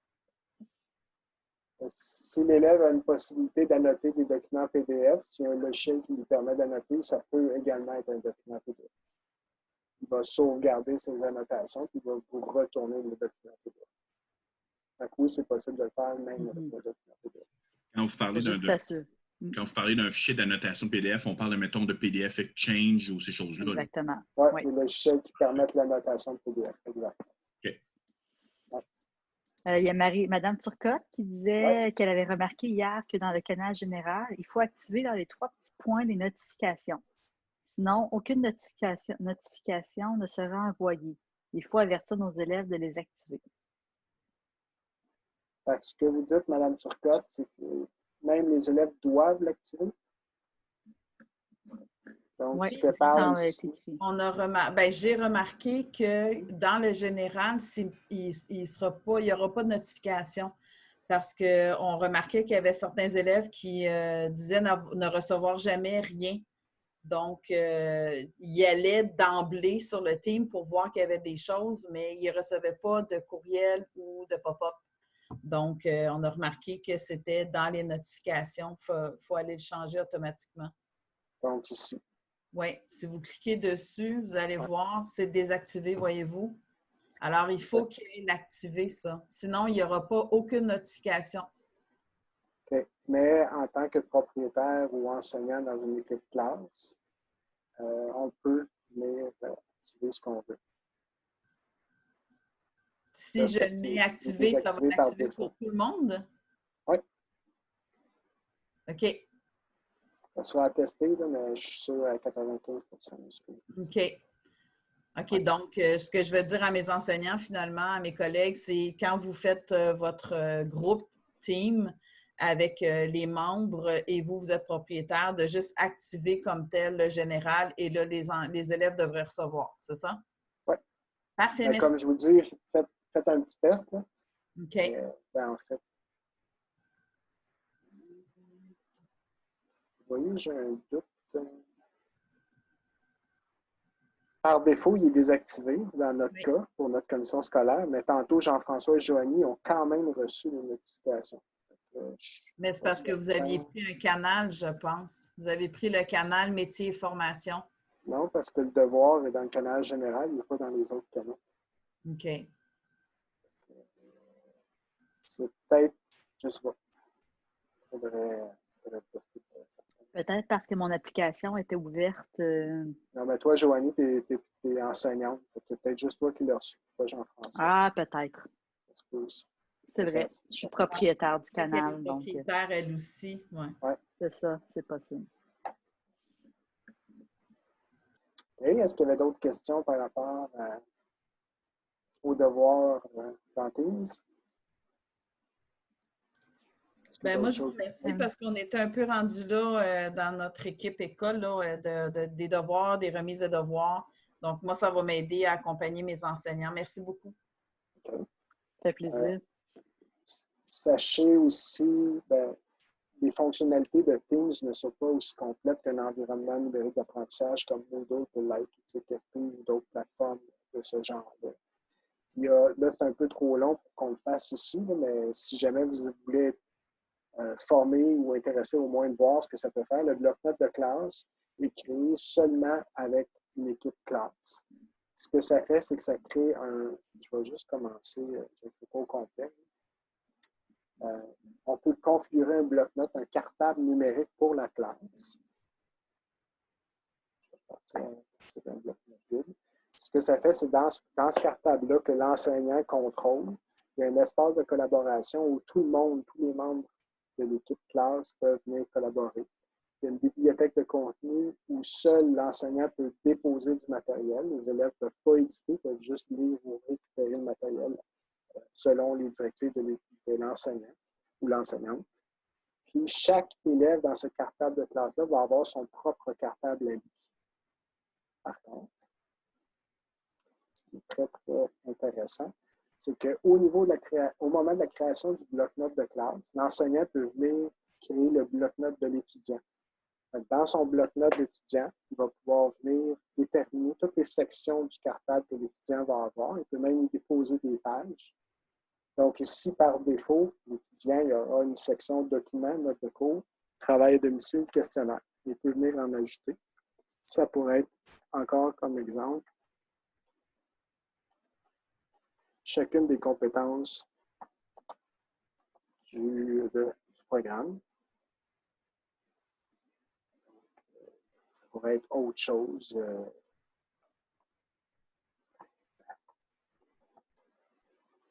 Etc., etc. Donc, je pourrais créer le cartable à l'image dont j'ai besoin pour que mes étudiants puissent travailler.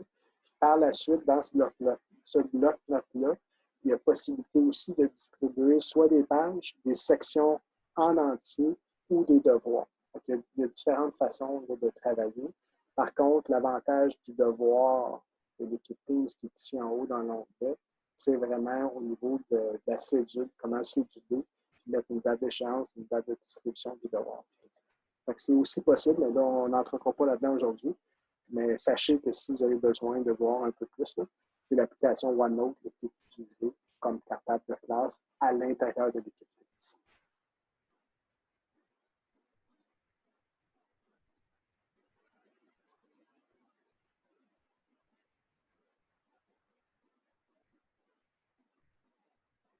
qu'il y avait d'autres questions dans le clavardage par rapport à ça? Ou on passe à la prochaine question?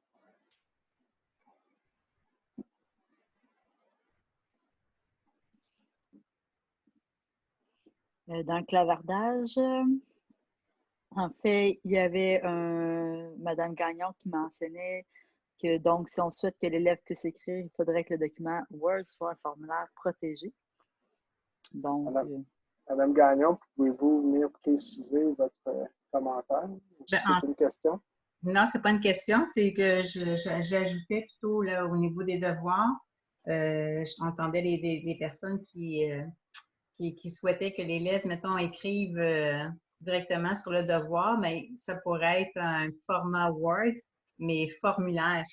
Alors, l'élève, le format est protégé, puis l'élève pourrait écrire ses réponses. C'était simplement un petit ajout.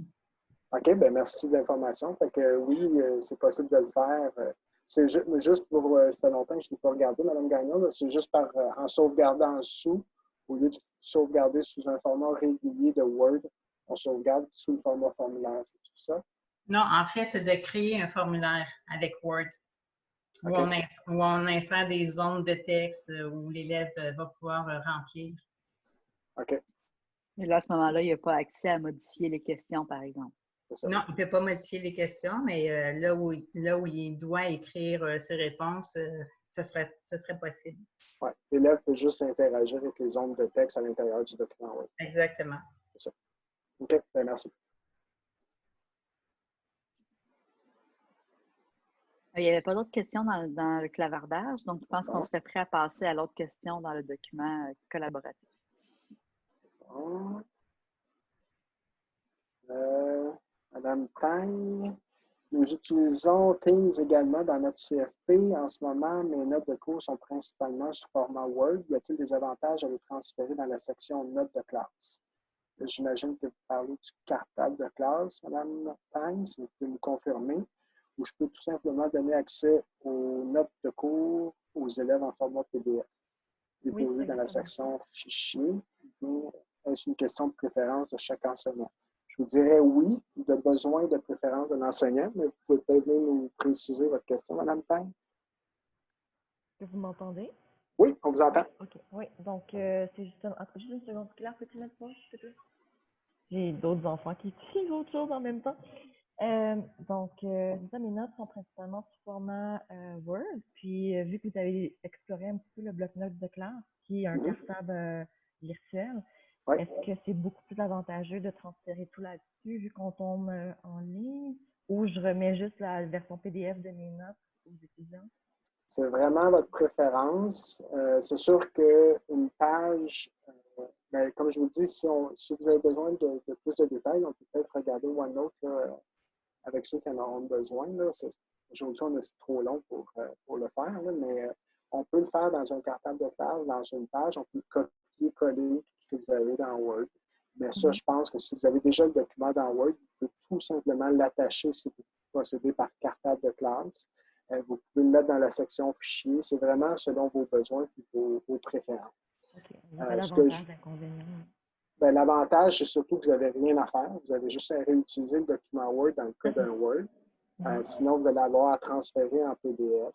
Puis l'avantage du PDF, c'est qu'il n'est pas c'est une photo du document, donc on ne peut pas le modifier.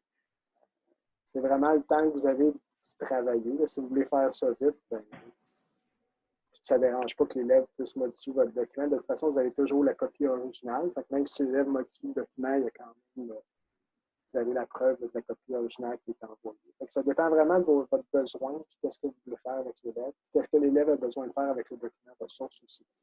OK, d'accord, merci. Ça répond-tu adéquatement? Oui. Okay. Merci. C'est bon. Prochaine question. Est-ce qu'il y a d'autres questions avec Teams? Parce que là, on passerait à Moodle et à H5P pour la prochaine question. On a épuisé vos questions. Questionnement par rapport à Teams? Dans le clavardage, il y avait une question, là, Moodle versus Teams. Donc, je trouve que ça fait un beau pont vers le prochain sujet, effectivement. Merci, Mme Demers. Je vais vous donner 20 à la fin pour cette belle transition. En fait, Moodle est un environnement numérique d'apprentissage, ce que Teams n'est pas encore. La différence, c'est que dans les environnements numériques d'apprentissage comme Moodle, comme ThinkFE, si vous avez déjà utilisé ThinkFE ou ces autres plateformes-là, c'est qu'il y a plus de fonctionnalités dans un environnement numérique d'apprentissage. Il y a des devoirs autocorrigés, il y a des forums, il y a des salles de clavardage, des glossaires. Il y a H5P qu'on va voir tout de suite après avec Joanie. Qu'est-ce qu'il y a d'autre? Le suivi des élèves, qui est vraiment de base ici dans Teams, où on voit en fait un suivi des travaux et non un suivi de toutes les activités des élèves. Donc, il y a encore avantage et pendant encore une couple d'années à utiliser des environnements numériques d'apprentissage. Ce que je vois depuis 2 ans, c'est que Microsoft et Google sont en train de prendre des fonctionnalités qu'il y a dans les environnements numériques d'apprentissage et de les intégrer dans leurs outils comme dans Teams. Donc, éventuellement, d'ici une couple d'années, ces 2 géants-là, d'après moi, et peut-être même Apple, de leur côté, vont venir chercher toutes ces fonctionnalités-là et les intégrer dans un outil plateforme ouvert comme c'est présentement. Est-ce que ça répond à votre question, Mme Baptiste? Oui, merci. Ça répond à mes questions parce que je me demandais, est-ce que je vais commencer à remettre des choses sur Moodle, sur Teams, si j'ai déjà des choses de monter sur Moodle? Tu sais, je ne veux pas non plus doubler l'information ou doubler le travail. Effectivement. Si vous ne voyez pas d'avantage et que vous avez déjà commencé à utiliser une plateforme, je pense que c'est bien de continuer avec la même plateforme. Puis votre avantage, en fait, les avantages de travailler avec un environnement numérique d'apprentissage et Moodle en particulier, c'est que présentement, le gouvernement est en train de développer des formations à distance. Les premières vont être adressées aux préscolaires primaires et secondaires uniquement, mais éventuellement à la FGA et à l'AFP. Toutes ces formations-là sont développées sur Moodle. Ils vont être distribués aux commissions scolaires gratuitement sur Moodle uniquement. Aussi, si jamais votre CFP ou si le matériel que vous avez développé pour votre programme, vous seriez intéressé à le vendre, bien, la plupart des CFP au Québec utilisent Moodle présentement. Ceux qui en utilisent un utilisent Moodle. Donc, ça va être plus facile d'une plateforme à l'autre de transférer l'information. Même chose si vous devriez acheter un module d'un autre CFP pour votre programme. Pardon. Ben, si les deux sont sur Moodle, c'est plus facile de le faire.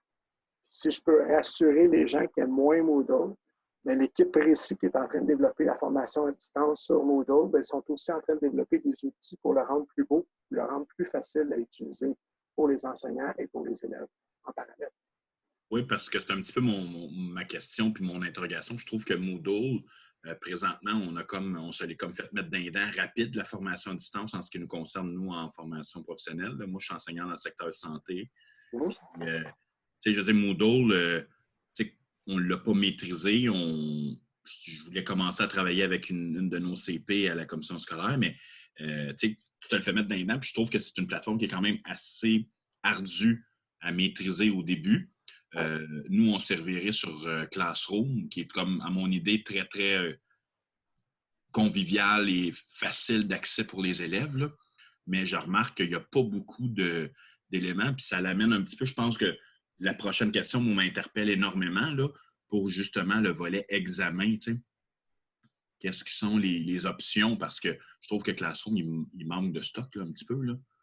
C'est un peu ce que j'expliquais tantôt, M. Lauzon.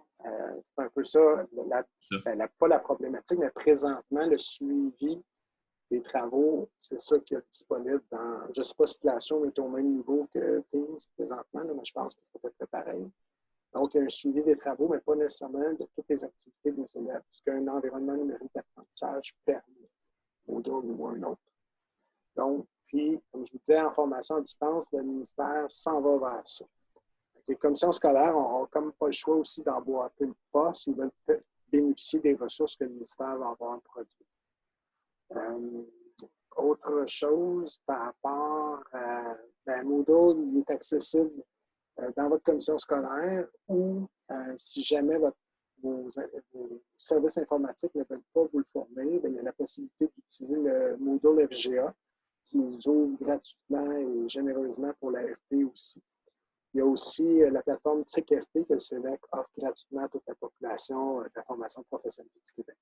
Vous avez d'autres options là, pour l'utilisation de d'autres plateformes. C'est sûr que, comme je vous dis, si vous avez déjà commencé avec une, c'est peut-être pas le temps de s'éparpiller et en faire plusieurs, mais si vous êtes pris avec une ou forcé vers une, ben, il y a cette possibilité-là. Puis je termine, M. Lauzon, par rapport à ce que vous venez de dire. Bien, au RCFP, on est là pour vous donner de la formation. Vous donner une des formations qu'on donne, justement.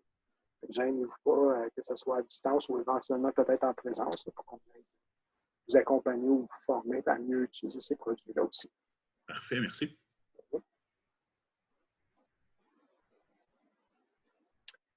Donc, la question était, quel est le meilleur outil à utiliser pour créer des examens en ligne qui seraient très sécuritaires et autocorrection? Nous utilisons la plateforme Moodle avec laquelle il est possible de faire des quiz, mais un peu limité quant à l'insertion d'images ou de vidéos dans les quiz. Je vais commencer à répondre à la portion Moodle, puis après ça, je vais laisser Joanie poursuivre là, pour les vidéos. Bon, il existe effectivement différents types de questions à l'intérieur des quiz dans un Moodle.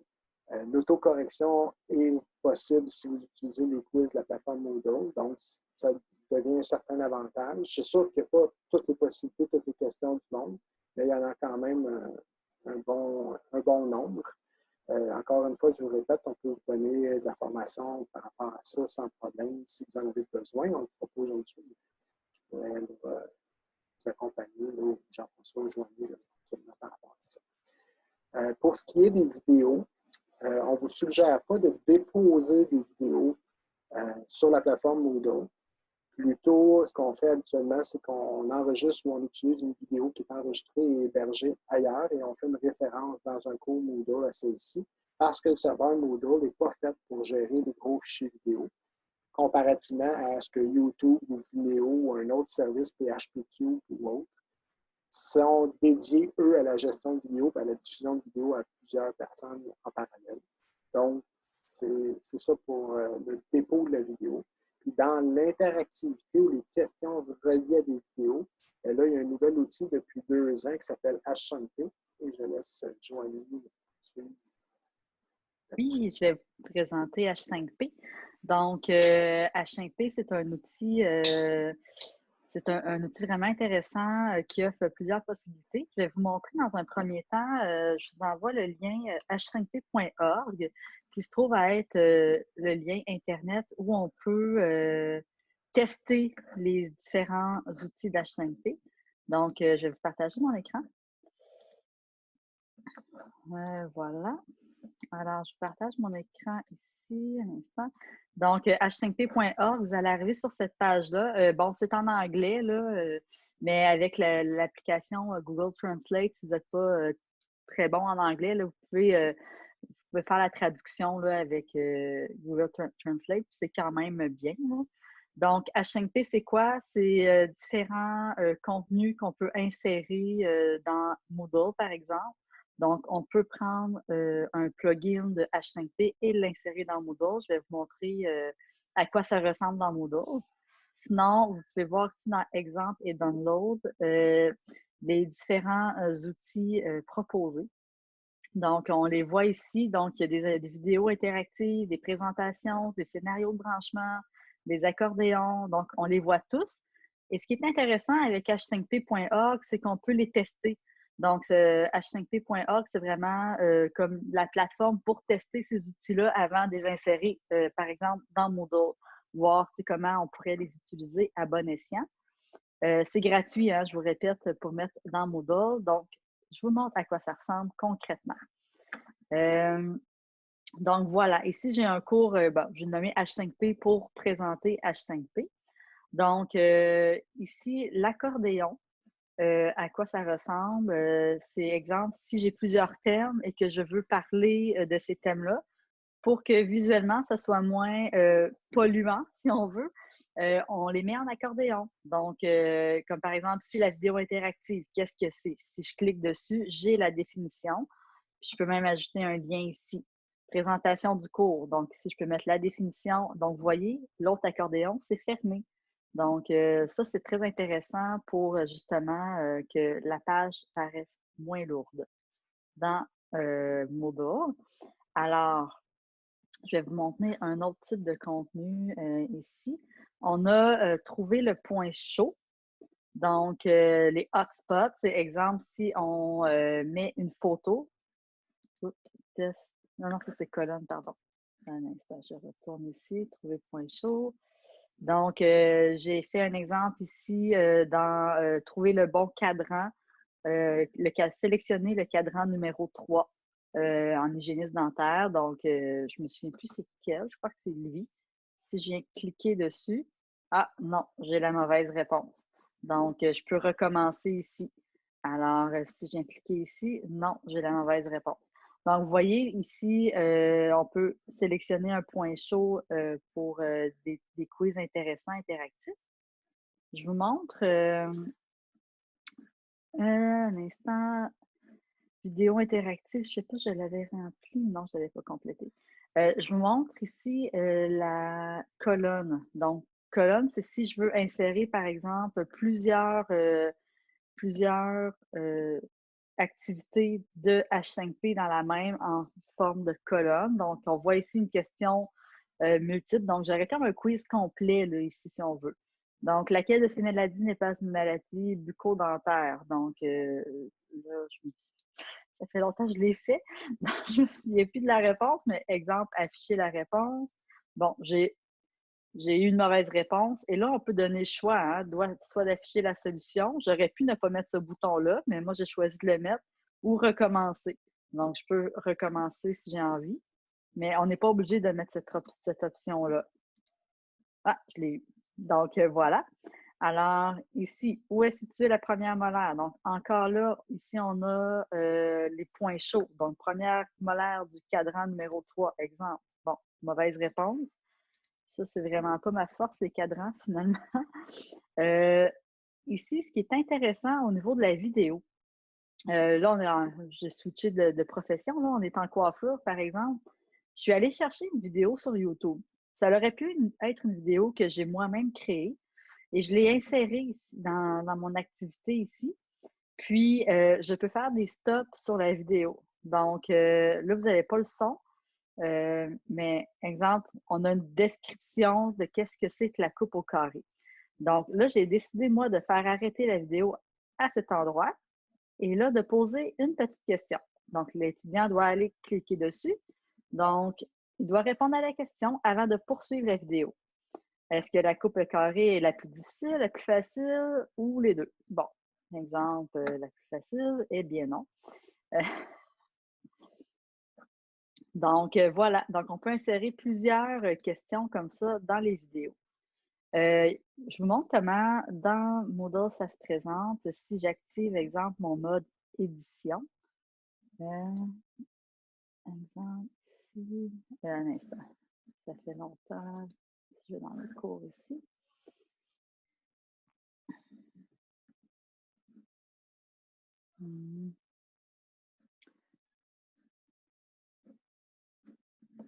C'est où donc, Patrick, que je change mon mode édition parce que pour activer mon mode édition. Je m'excuse, je suis en train de répondre à une question dans le clavardage. OK. Ah, je l'ai, tiens, c'est bon. Activer le mode édition. Parfait.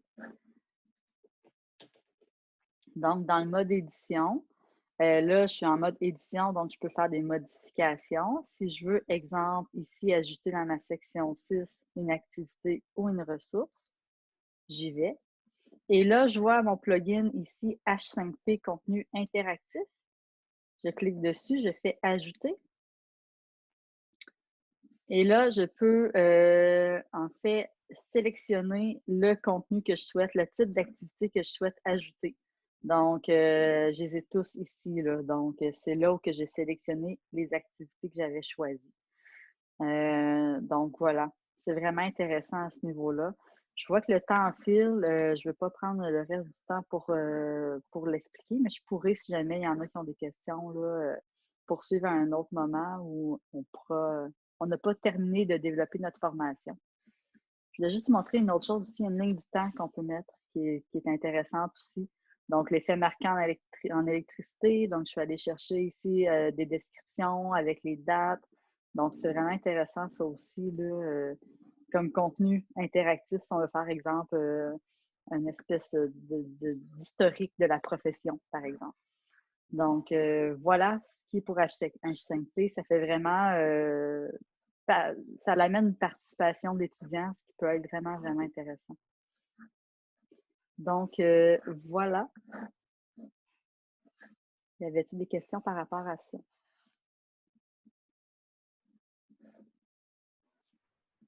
Non. Pas dans le clavardage, autre que celle de Mme Demers. Ouais. Mme Sanson y a répondu. Est-ce qu'on peut mettre le visionnement obligatoire? Le visionnement obligatoire, non, je ne crois pas. Ben, faut... En fait, il peut être arrêté à une question. Tant qu'il n'a pas répondu à la question, ouais. il ne pourra pas voir le reste de la vidéo, des choses comme ça. Dans le cours de quelqu'un qui a une suite de cours à suivre, là, exemple, il faut faire le module 1 ou le chapitre 1. Après le chapitre 1, il devrait voir, là, il y aurait l'obligation de voir le visionnement avant de poursuivre au chapitre 2, exemple. Est-ce que c'est possible dans Moodle? Oui, c'est possible. Oui. Oui, c'est possible de le faire dans Moodle. Par contre, quand je donne la formation, je donne toujours un exemple. Il n'y a rien qui empêche un élève de partir la vidéo, d'aller se faire un sandwich, de souper, et de revenir à la fin de la vidéo. Donc, la seule façon pour l'enseignant ou l'enseignante de valider ça, c'est de passer un petit test pour voir si l'élève a fait des acquisitions de compétences ou en tout cas, selon l'intention de l'écoute de la vidéo, qu'il a fait les acquis qu'il aurait dû faire en écoutant la vidéo. C'est ça. Donc, après, il faudrait faire justement un questionnaire sur une intention de lecture ou de visionnement. Exact. Puis ce petit test-là, le résultat de ce petit test-là, il peut être automatisé puis débloquer automatiquement la section suivante ou une section que vous voulez là, dans le cours Moodle. Fait que oui, c'est possible de le faire et même de contrôler la suite du cours par rapport au résultat de ce visionnement-là et du petit test associé à celui-ci. Excellent. Merci. Bienvenue.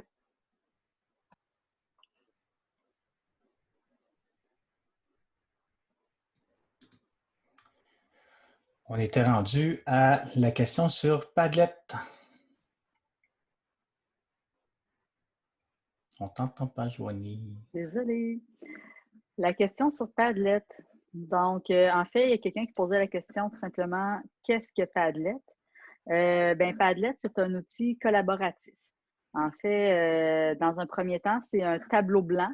Puis, à partir de ce tableau blanc-là, on peut ajouter des tuiles avec soit des textes, des vidéos, des liens Internet, donc plein d'informations. Puis, les personnes avec qui on partage notre Padlet, ces personnes-là peuvent collaborer aussi au Padlet.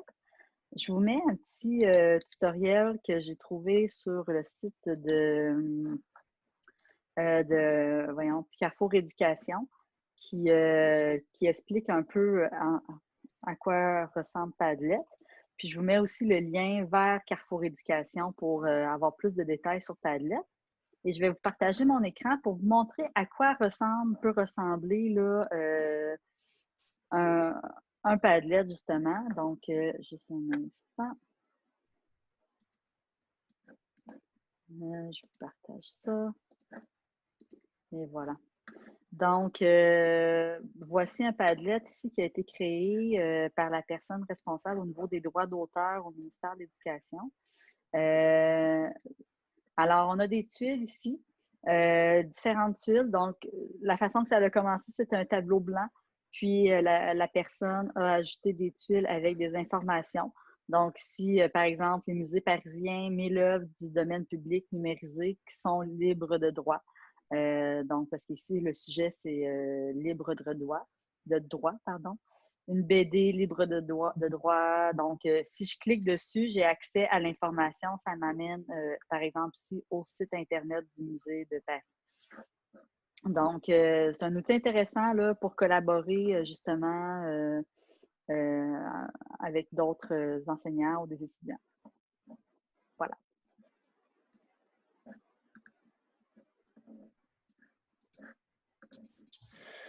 On arrive sur l'autre question qui va être facile à répondre. En fait, est-il possible de créer des salles pour un travail en sous-groupe avec la version gratuite de Zoom? La réponse est oui. Alors, c'est possible. Ça, c'était Annick Thibault qui me posait la question. Quel est l'avantage ou le désavantage de programmer une réunion avec son identification personnelle? Le numéro d'identification personnelle, ce n'est qu'un numéro de 9 ou de 10 chiffres. Avec la version gratuite, vous ne pouvez pas utiliser un numéro d'identification personnelle configuré. Il va falloir que vous utilisiez celui qui est là par défaut. Alors, tandis que la version payante, vous allez pouvoir en choisir un. L'autre chose également, la version payante, c'est que la différence qu'il y a, c'est que si vous voulez programmer des réunions à plus de 3 personnes, bien, vous allez être limité avec la version gratuite à 40 minutes, ce qui est avec la version payante n'est pas limité. Donc, en bas de 3 personnes, donc 1 ou 2 personnes, c'est limité à 40 minutes. C'est pas limité, c'est-à-dire, et au-dessus de 3 personnes, c'est limité à 40 minutes. En gros, c'est à peu près ça. L'autre chose aussi, c'est qu'avec la version gratuite, vous ne pouvez pas enregistrer sur les serveurs de Zoom, donc l'enregistrement, tandis qu'avec la version payante, vous allez pouvoir enregistrer cette vidéo-là. Et de plus, ben, la version payante, il y a plusieurs options. Il y a les options salles, il y a les options animateurs. Fait il y a plusieurs choses qu'on peut faire et à différents prix. Nous, ici, ce qu'on a, c'est qu'on a 2 animateurs et ça nous coûte environ 300 $ US par année. Alors, c'est quand même abordable sur ce niveau-là. Je ne sais pas si Mme Thibault est encore là, mais si elle n'est pas là, ben, ça va être dans la vidéo qui va être disponible demain ou après-demain. Ensuite, on avait Mme Siliona. Est-ce qu'il y a la possibilité de créer des capsules vidéo pour mes élèves? Bien, effectivement, oui, c'est possible. Alors, il y a Mme Turcotte qui a mis la réponse en bas. Il y a un excellent logiciel Screencast-O-Matic qui permet de faire du montage de capture vidéo. Et à cet égard-là, vu que le temps nous est compté, je pense qu'elle a mis, il y a le lien qui est sur Internet, sur le clavardage, c'est-à-dire, mais si vous allez sur notre site Internet du Récit FP, bien, vous allez sur récitfp.qc.ca et vous allez dans l'option COVID-19 ressources FAD, et là, vous allez avoir une section qui s'appelle FAD, filmer son écran. Et à l'intérieur de ça, il va y avoir ici Screencast-O-Matic, ainsi que différents logiciels qui permettent de capturer son écran. Et j'ai fait un petit tutoriel hier sur comment créer une vidéo avec l'application Screencast-O-Matic. Alors, vous pourrez aller voir ça. Également, Joanie a fait une petite vidéo sur comment mettre les vidéos sur YouTube de façon non répertoriée. Des questions là-dessus? On continue donc. On avait ensuite de cela une question de Mme Bertrand. Dans la fenêtre équipe de Teams, y a-t-il un moyen de récupérer une équipe supprimée par erreur? Et là, je vais laisser Patrick répondre à cela, mais j'en doute. Peux-tu répéter, Jean-François, j'ai absenté quelques secondes. Est-ce que si on a supprimé une équipe par erreur dans Teams, est-ce que ça peut être récupéré? Pas par vous, mais peut-être par votre service informatique qui gère l'ensemble des productions Microsoft. Ça sera validé avec eux si on a cette possibilité-là ou pas. Mais vous ne pouvez pas le récupérer après. D'accord, merci. Je voulais vous présenter 2 petits logiciels qui étaient Screencast-O-Matic ainsi qu'OpenBoard. Malheureusement, ça va être quelque chose que je vais faire plus la semaine prochaine. Ceci dit, pour ce qui est de Screencast-O-Matic, c'est un logiciel qui est gratuit, qui permet d'enregistrer son écran jusqu'à 15 minutes si vous êtes sur PC ou sur Mac. Passé 15 minutes, il faut l'acheter au prix de 36 $ US pour 3 ans pour le réseau de l'éducation.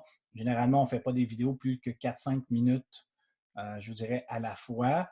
et ça permet d'enregistrer, comme je vous disais, votre écran tout en mettant des ronds lorsque l'on clique ou lorsqu'on déplace la souris. Alors, vous irez voir le petit vidéo sur notre site Internet du RéCFP.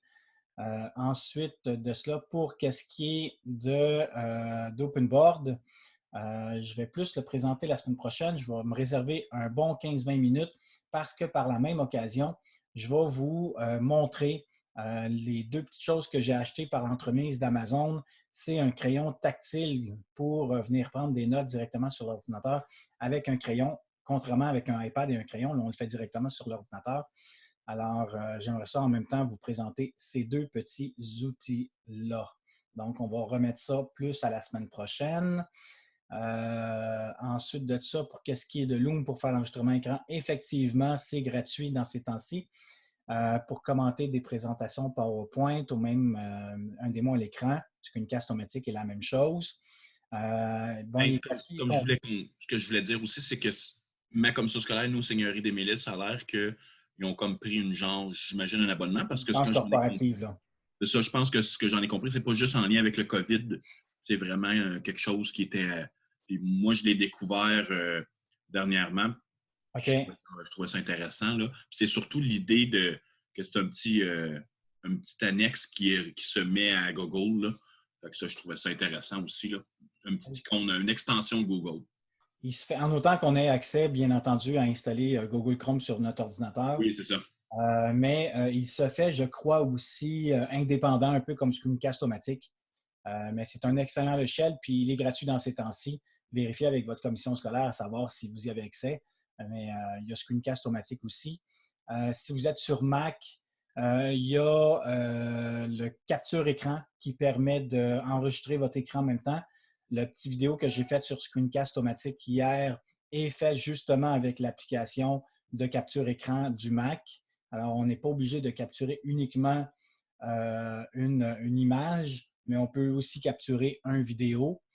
Il y a aussi d'autres logiciels qui permettent d'enregistrer l'écran sur Mac. Il y en a plusieurs sur PC également.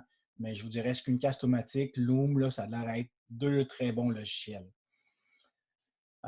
Pour qu'est-ce qui est d'OpenBoard, je vous disais, je vais faire ça la semaine prochaine. Je regarde un peu le fichier. Puis c'est ça, il y avait Marie Turcotte qui avait aussi une vidéo sur comment faire avec Screencast-O-Matic. Alors, Madame Turcotte, si vous voulez mettre le lien vers votre vidéo dans le clavardage, ça serait intéressant. Ils vont l'avoir également. Plusieurs personnes vont faire des petites vidéos sur comment le faire. Gênez-vous pas, prenez celui que vous voulez. Il y a plusieurs façons de l'enseigner, comme dans n'importe quelle matière qui est enseignée. C'est un peu, il est 15h30. Pour ceux qui restent, nous vous invitons à ne pas oublier de faire le petit sondage de fin. N'oubliez pas d'aller voir notre site du RéCFP. La vidéo que l'on fait en ce moment va être disponible demain sur notre site Internet. Encore une fois, recfp.qc.ca. C'est dans l'onglet COVID-19 et les vidéos sont là. Si vous voulez aller voir les vidéos des autres ateliers que l'on a fait, on en a fait jusqu'à présent 4 ou 5. Elles sont disponibles. Gênez-vous pas. Merci beaucoup, Mme Simpson. Gênez-vous pas. Revenez nous voir la semaine prochaine. Je vous souhaite une belle journée. Et puis, ceci dit, on vous remercie beaucoup d'avoir été présent. Merci à mes deux collègues, Joanie Lambert ainsi que Patrick Morier, de m'avoir assisté dans cette formation qui, sans eux, n'aurait pas été possible. Ah, trop gentil. Merci à tout le monde. Si vous avez d'autres questions, n'hésitez pas, on est toujours là pour vous aider. Merci. Oui, vous pouvez nous écrire sans problème. Merci. Ça fait plaisir. Merci à vous, Mme Demers. Merci beaucoup, très intéressant. Merci, M. nous voir. Merci beaucoup, bonne fin de journée. Est-ce qu'il faut qu'on Oui, pour revenir nous voir, il faut se réinscrire pour la semaine prochaine. La même procédure. C'est toujours les jeudis? Oui. Même heure, même poste. Même heure, même poste. Juste le lien qui va être différent. Excellent. Je vais aller m'inscrire à l'instant. S'il y a d'autres choses. Ça va être mis la semaine prochaine dans Facebook. Ah, parfait. Puis j'avais posé une question, peut-être, M. Morier, j'ai écrit en privé, mais ça m'intéresse énormément les formations Moodle, mais Moi, ça serait le genre formation Moodle pour les nuls, là, pour commencer. Oui, bien, pas de problème. Ça se fait, vous avez ça au récit? Oui, on les donne. On les donnait en présence avant. On les donne aussi à distance. Fait qu'il n'y a pas de problème. On va pouvoir. Est-ce que vous avez complété le sondage? Vous avez dit que vous m'aviez écrit. C'est où que vous l'avez Non, je l'ai écrit dans le chat, mais dans le privé avec vous. C'est bon. Puis, c'est ça, comme je vous disais, j'ai commencé avec une de nos CP, là, Audrey Gagnon, à la CSSMI. Puis, mais je me dis, là, on n'a pas la chance de se côtoyer, mais s'il y a des formations en ligne qui se font, ça pourrait être très intéressant. Parfait. Je recommunique avec vous. Peut-être pas demain, parce que j'ai une grosse journée, mais en début de semaine. Pas de problème. Parfait. Merci beaucoup. Bonne soirée. Bonne journée. Apparemment, merci. Bonne fin de journée. Merci.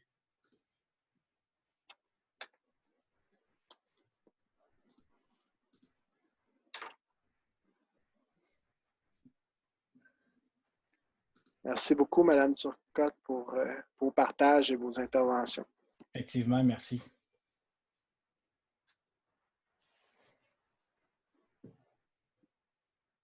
Ça me fait plaisir. Là, je m'excuse, je ne trouve plus mon vidéo. Je pense que je l'ai fait trouver sur mon autre ordinateur. Donc, peut-être la semaine prochaine, je le partagerai. Mais j'ai envoyé mon courriel. Donc, s'il y en a qui veulent m'écrire, je pourrais le renvoyer par courriel là, sans problème. Parfait. Sinon, vous pouvez nous l'envoyer puis on peut le mettre sur notre site Internet, là.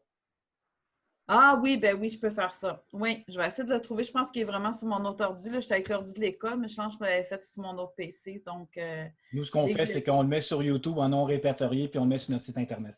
Si vous OK, parfait. Entendu. Parfait. Ben, merci beaucoup, puis on se retrouve la semaine prochaine. Merci à vous. C'est très intéressant. Au revoir.